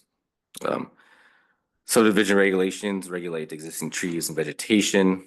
Plantings may be required for buffering, screening, weed control, subject to this body. A condition of approval as a result will be the revegetation of areas disturbed by road construction and utility installation as part of the subdivision. Street, roads, signs, traffic control devices, when appropriate, shall be placed at intersections by the developer. A conditional approval will require road names for any new roads to be submitted to the city county address coordinator for review and approval, and road names are to be shown on the final plat. A signing plan for traffic control and street identification signs be submitted to Public Works and DEQ for review and approval. All signs installed in accordance with state and local guide standards and guidance. As part of the subdivision regulations, the body may require restrictive covenants, waiving the right to protest a district to fund the installation, maintenance, and capital improvements of roads and fire protection.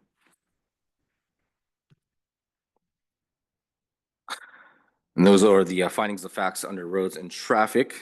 Mr. Chair, Commissioners, moving forward are findings of facts regarding schools, which is under local services at the moment. Those begin on page 20. Staff has provided one finding of fact.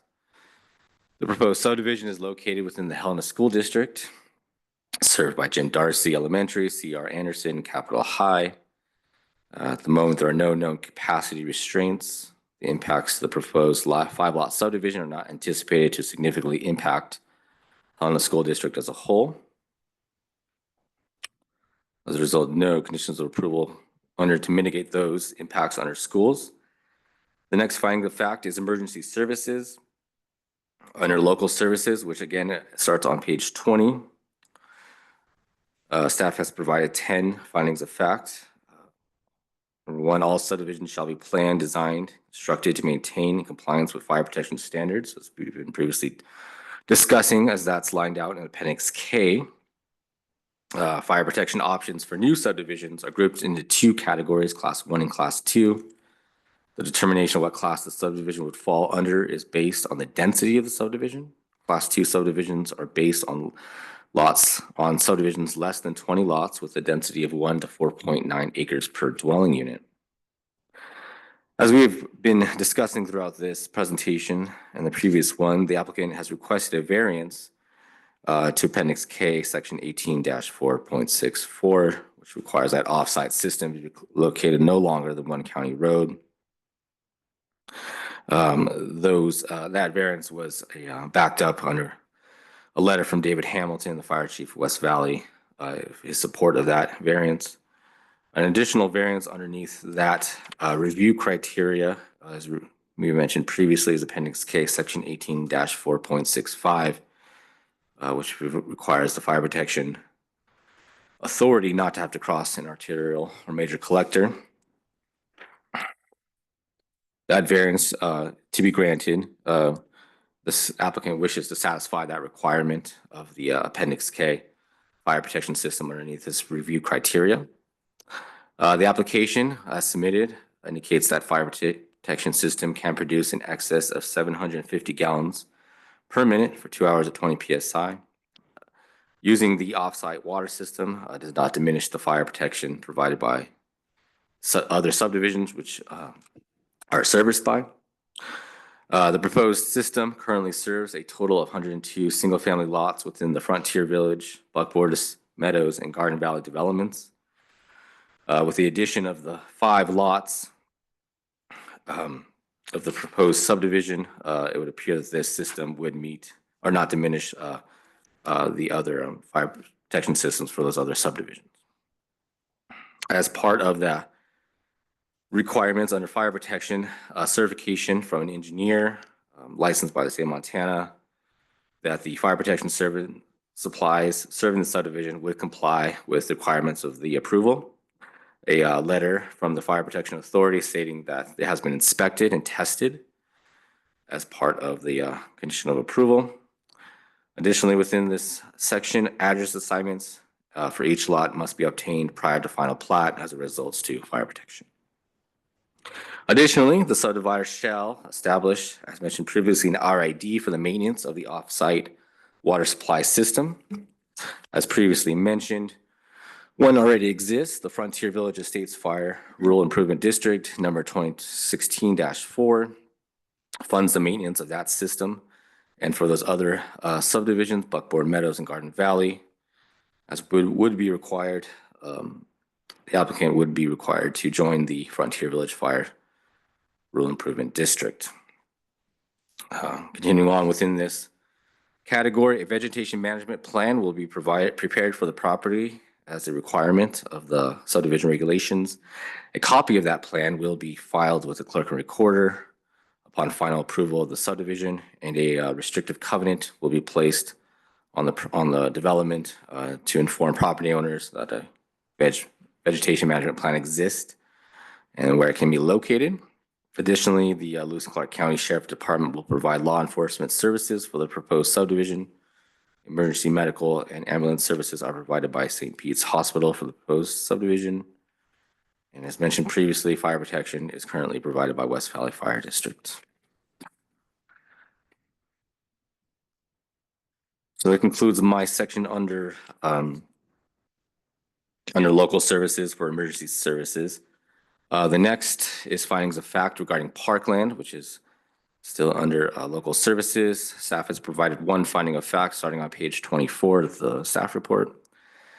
In accordance with the subdivision regulations, this is a proposed first minor which does not require dedicated parkland. As a result, no conditions of approval would be required to mitigate impacts on our parkland. Moving on, the next criteria is natural environment. Staff has provided 7 findings of fact underneath this review criteria starting on page 24.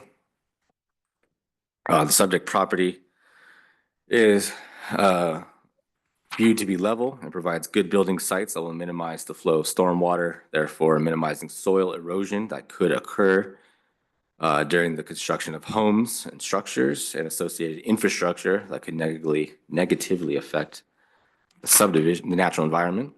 The subject property does not contain hazards associated with steep slopes or areas prone to rock falls, landslides, or avalanches, flooding, high groundwater, high voltage power lines, high pressure gas lines, contaminated soils, or toxic waste.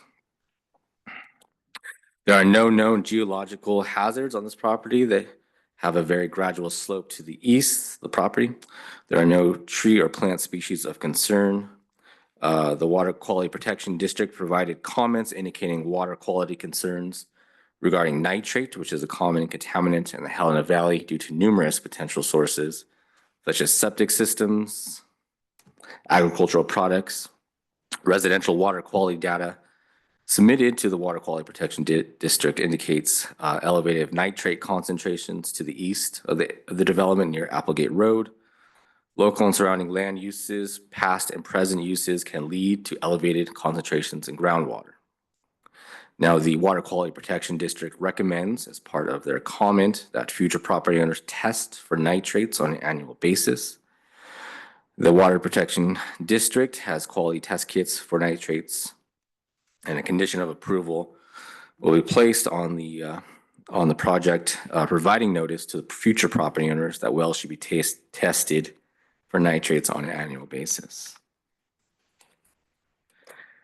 Additionally, part of the subdivision regulations, all outdoor lighting fixtures shall be designed and constructed in a manner to ensure that any exterior lighting shall be arranged and directed downwards to minimize illumination. Stormwater runoff associated with the development of the residential and commercial lot will be contained in one detention pond located on the proposed Lot 3 as referenced in the DEQ COSA approval, number 7-2709. Property owners within that subdivision will be responsible for maintaining the stormwater detention pond. Maintenance of roadside drainage facilities will be accommodated through the internal road RID created at the time final plat. As part of the regulations, any subdivider causing 1 or more acres of ground disturbance is required to contact DEQ to obtain a Montana Pollution Discharge Elimination Service System permit. This MPDS permit is required as a condition of approval if disturbance activity includes the disturbance of less than 1 acre total land area, and a restrictive covenant providing notice to future property owners will contain this information in regards to best management practices for erosion control during construction. And in addition, a 5-year management plan is required as part of county regulations to prevent the propagation of noxious weeds as a result of any type of ground disturbances. Moving on, impacts of wildlife as part of the criteria review. Starting on page 28, staff has provided 2 findings of fact, which I will go through.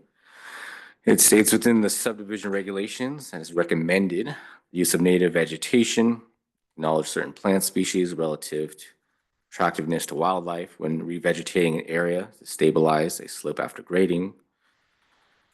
As mentioned previously, a 5-year weed management plan is required as a condition of approval for all subdivisions to prevent the spread of noxious weeds that would result from any type of ground disturbances, which could negatively impact wildlife.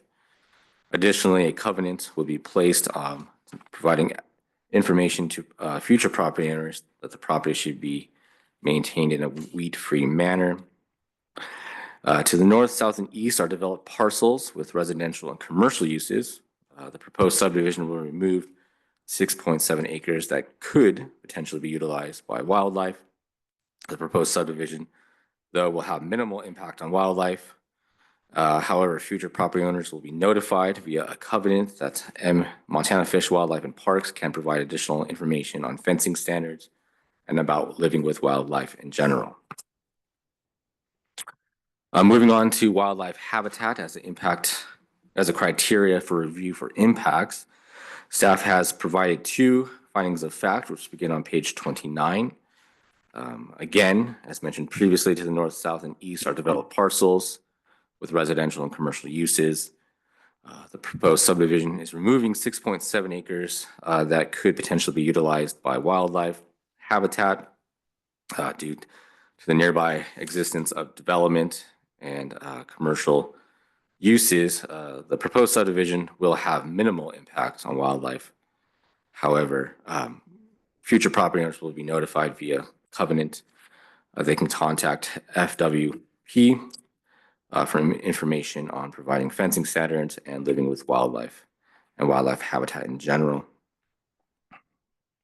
And again, as part of the subdivision regulations, a 5-year weed management plan is required as a condition of approval for all subdivisions, which will help to mitigate any type of impacts on wildlife habitat.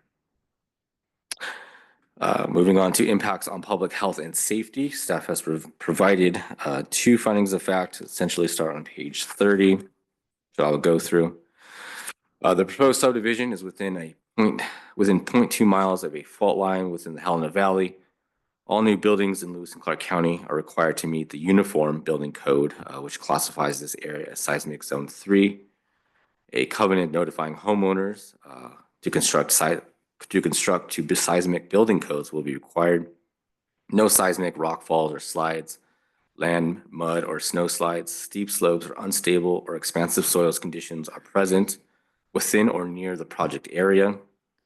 Lewis and Clark County is rated as Zone 1, as a Zone 1 county, which is the highest designation, which means that it may have predicted average indoor radon screening levels greater than 4 picocuries.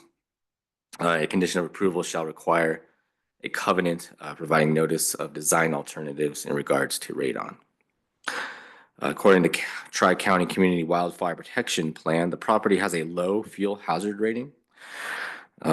Regardless, a vegetation management plan will be prepared for the property as a requirement within the subdivision regulations. Additionally, the Water Quality Protection District provided comments regarding nitrates, which is a common contaminant within the valley, as mentioned previously. And residential water quality data has indicated in this general area nitrate concentrations to the east. And that the recommendation property owners test for nitrates on an annual basis. Additionally, subdivisions as part of the regulations shall be planned, designed, constructed in compliance with fire protection standards, which we have gone through already, but just as part of this impact criteria, those the applicant is requesting variances from Appendix K 18-4.64, as well as Appendix K Section 18-4.65.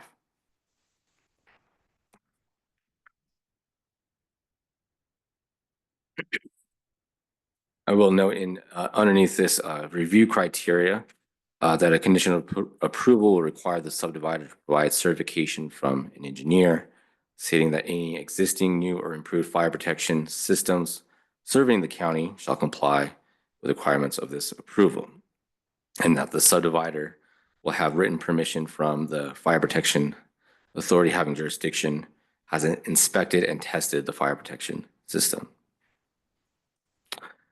Moving on to subdivision regulations, compliance with subdivision regulations. Staff has provided 2 findings of fact, which begin on page 32. The proposed subdivision meets all subdivision regulations and will remain in compliance with these regulations if all conditions of approval are satisfied and the required variances are approved. Additionally, all subdivisions approved by this body shall comply with the provisions of this chapter, except where granted a variance under Chapter 2, Section B. The applicant is requesting approval of variances, Chapter 11H.4, in regards to access and connectivity. Section 11S, Appendix K, Section 18-4.65, which requires the fire protection agency not to have to cross an arterial or major collector to access water.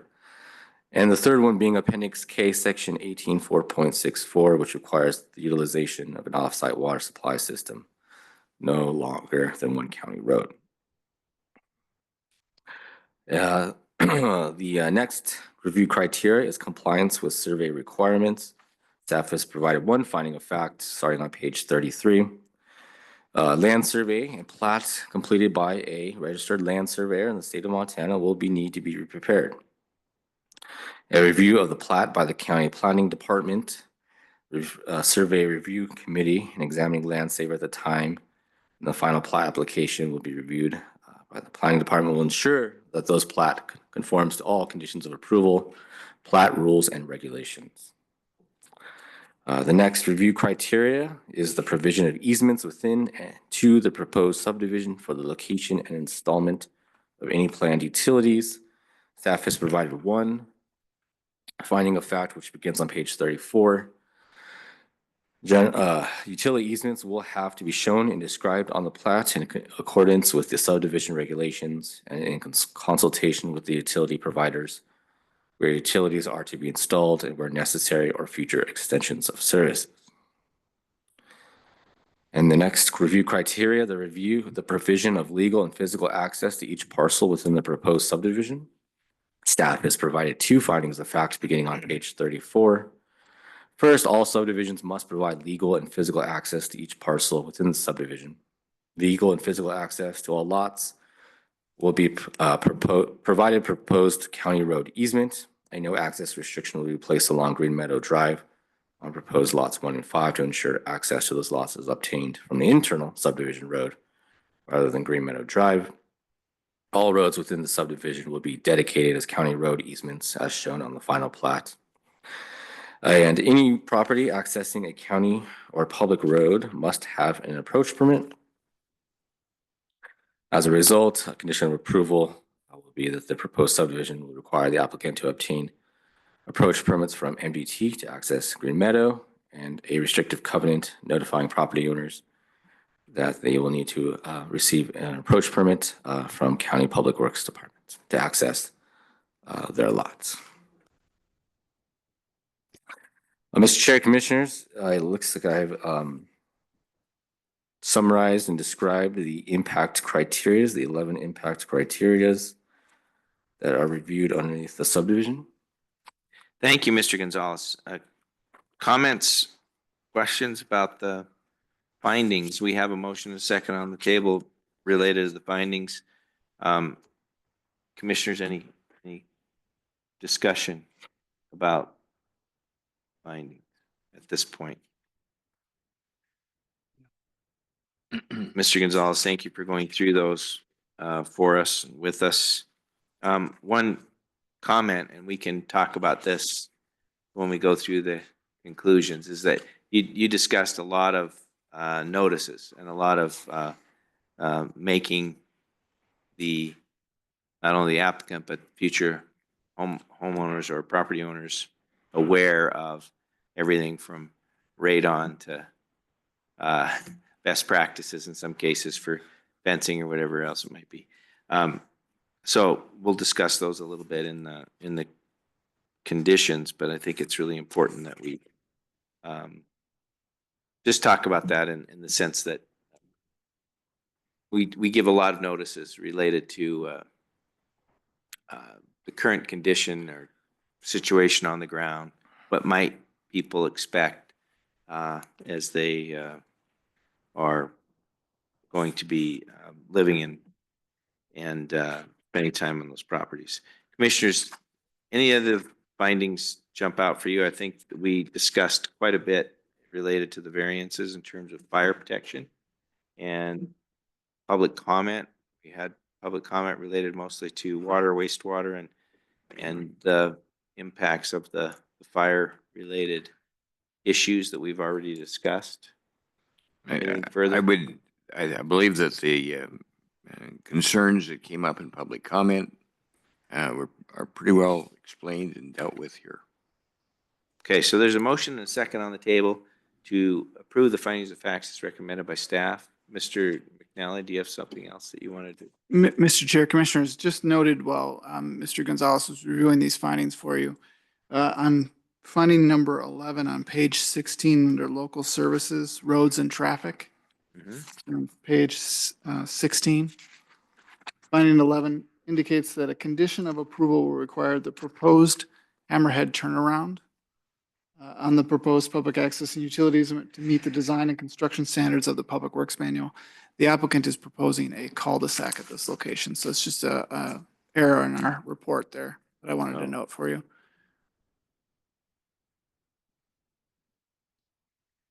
Thank you. Anything further, Commissioners, related to the findings? And Mr. Chair, you guys could amend that finding of fact through this process just to address that error. Okay, Commissioners, it looks like it's really was intended to be a cul-de-sac. So if there's agreement that cul-de-sac versus hammerhead, Commissioners, are you okay with that? Or all right. Absolutely. Okay. Yes. All right. So as that's been discussed, I think there's a motion and a second on the table to approve findings of facts as recommended by staff. Commissioners? You have to have a separate motion to amend, as we just discussed. Well, I don't think we do. I think it was just a, what do we call it, a Scribner's error or whatever. So meant to be. Okay. Okay, good. So all in favor of the motion signify by saying aye. Aye. Aye. Thank you. Prior to moving on to conclusions, Mr. Gonzalez, I think there's an interest in taking about a 5-minute break so folks can use the restroom. And we'll be right back. Okay, thank you. Everyone. All right, Mr. Gonzalez, I think we left off with the consideration of the conditions of approval, if I'm not mistaken. And commissioners, let's start with a motion to adopt the conditions as we see on the screen there. And then we can wait for discussion to take a vote. So let's start with the motion, if you could, please. Mr. Chair, I move that we adopt the conclusions. The proposed Wade Minor Subdivision will have adverse impacts on the impact criteria. Excuse me for talking about conditions. It's the conclusion. It is that's. Thank you. Do I look confused? Yes. I was. I'm glad we did this and- after the break because I would have had to. Okay. Okay. It's been moved and seconded to adopt the conclusions of proposed Wade Minor Subdivision with the adverse impacts on the impact criteria that will have adverse impacts. So thank you. Sorry about the confusion. That's all my fault. Any discussion, commissioners? All in favor of that motion signify by saying aye. Aye. Aye. All right, now let's talk about the adverse impacts associated with the proposed subdivision. This is more about the conclusions. So now, if you Do I have to do this again? please, Mr. Chairman, I move that we adopt a conclusion that the adverse impacts of the proposed Wade Minor Subdivision can be mitigated through the conditions of approval as recommended by our trustee staff. Second. moved and seconded to adopt a conclusion that the conditions of approval will mitigate the issues as described by your motion. So I summarized it. Mr. Gonzalez, before we act on that, let's go over the conditions. Certainly, Mr. Commissioner. Staff has provided, as part of the staff report, 18 conditions of approval as they relate to the impacts of the proposed Wade Minor Subdivision, which I will go through and summarize. Condition of approval number 1 states the applicant shall submit plans for wastewater treatment and water supply systems to DEQ, the County Public Works Department, and the County Public Health. Number 2, the applicant shall submit going back to number 1, in regards to plans for wastewater and water systems, I will note that this condition of approval will mitigate findings under impact of water and wastewater under local services. Moving on to number 2, the applicant shall submit a 5-year weed management plan and revegetation plan for the proposed subdivision. This condition of approval will mitigate findings of fact under impacts of agriculture, natural environment, wildlife, and wildlife habitat. Condition of approval number 3, which is on page 37. We move forward. The applicant shall complete all improvements and requirements listed below for the purpose of furthering fire protection. And I will go through those essentially under A. The applicant shall have a vegetation management plan prepared for the property, and that will be completed by a qualified fire management specialist. B, the applicant will provide an existing offsite or provide an on-site water supply system that will meet the review criteria. Prior to approval of the final plat, the on-site or off-site system that the developer will provide will be inspected and certified as complying with the requirements of this preliminary approval by a professional engineer. And C, all necessary easements and agreements shall be secured and submitted to County Community Development Planning by the applicant for the water source prior to submitting the final plat application. And in regards to this condition of number 3, This condition is there to mitigate findings of fact under emergency services, under local services, and as well as public health and safety. Moving on to condition of approval number 4, the applicant will complete the following to construct an internal road with a cul-de-sac turnout for mailboxes and fire protection if required. The applicant will submit 3 copies of the plans for the subject roads and utilities to be submitted to County Planning and Public Works for review and approval. B, the applicant shall improve all roads, provide legal and physical access to all the lots to the specifications required by the county regulations, which would include typical road section number 2. C, all roads are to be built in accordance, reviewed and approved by County Planning Public Works, certified by an engineer that all roads improvements are meeting that county standard with approval and concurrence with Public Works.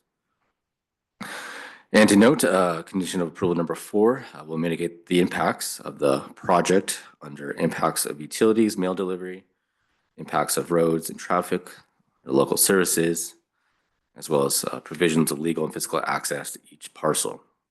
Condition of approval number 5, the applicant and successor shall obtain an approach permit from MDT for the proposed internal road. This will mitigate findings under roads and traffic under local services and the provisions of legal and physical access to each parcel within the subdivision.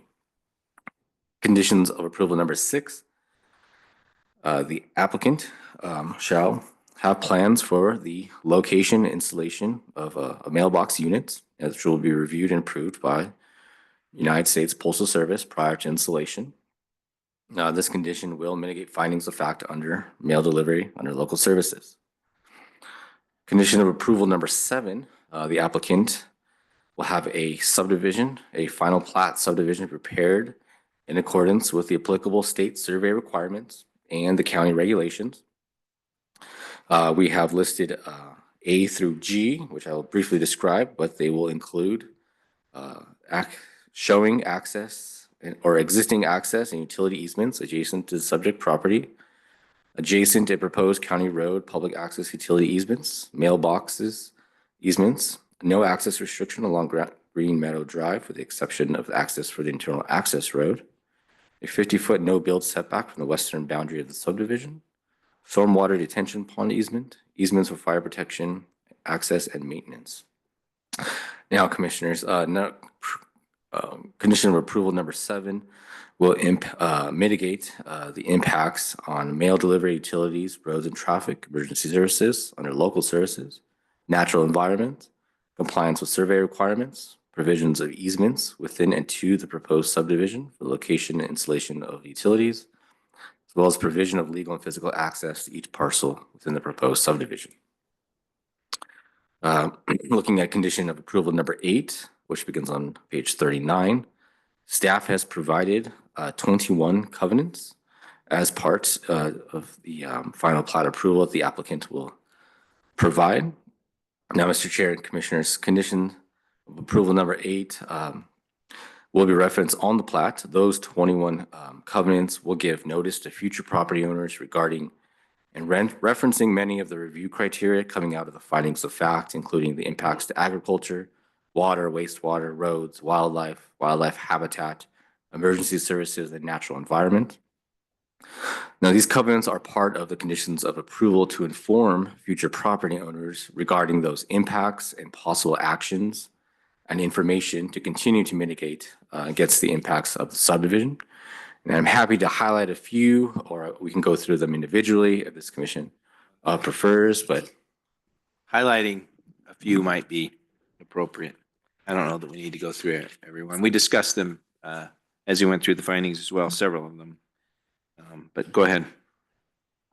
Mr. Chair, Commissioners, certainly as to just highlight a few of these covenants, as I mentioned, they are to provide information and potential action for future property owners. But just picking out a few here, C, this covenant will provide notice that future property owners must contact community development planning to determine if there's any type of zoning regulations on their property. Condition E, or covenant E, gives notice that any type of exterior lighting that comes on the property is via construction will be shown downward to minimize that lighting beyond the property lines. Covenant G provides notice to future property owners that any type of construction activity shall comply with best management practices to control erosion. I gives notice to property owners that each lot shall be maintained in a weed-free manner. Condition or covenant M, provides notice that any type of domestic pets should be restrained on the property at all times. Covenant K, all dwelling units within the subdivision should be constructed to meet or exceed provisions in the applicable state building code for seismic zone 3. Covenant O, notice is hereby given that the components of the water supply system used for fire protection are to be utilized solely for the purpose of fire protection and maintenance. This would only be required if there was an on-site fire protection system. Covenant T, notice is hereby given to future property owners that the Water Quality Protection District does recommend that groundwater wells should be drilled to depths well below the water table at seasonal lowest, and that wells should be tested for nitrates on an annual basis. And the last one on the list of these covenants, U, notice is hereby given that individual wastewater treatment systems are required to be reviewed and approved by the County Public Health Department. Thank you. Certainly. Moving on to condition of approval 9, starting on page 42, states that if 1 or more acres of ground disturbance is planned, the applicant is to obtain a MPDES permit, as previously discussed, Montana Pollutant Discharge Elimination System. And this condition of approval mitigates findings of fact under agriculture, roads and traffic, which is under local services, and the natural environment. Condition of approval number 10, the applicant will submit a stormwater drainage plan meeting the requirements of the sub-regulations, as well as DEQ, which mitigates findings of fact under natural environment, roads and traffic under local services. Conditions of approval number 11, the applicant will submit a signage plan for traffic control and street identification signs, which meets the county and state regulations for internal access roads that provide legal and physical access to all lots within the subdivision. Now, this condition will mitigate findings of fact under roads and traffic under local services. Conditions of approval number 12, proposed road names for all roads within the Wade Minor Subdivision shall be submitted to the City County Address Coordinator for review and approval. This condition of approval will mitigate findings of fact under impacts on roads and traffic under local services. Conditions of approval number 13, the applicant will complete the following improvements or otherwise financially guarantee the following improvements. And we have listed out 3, A, B, C.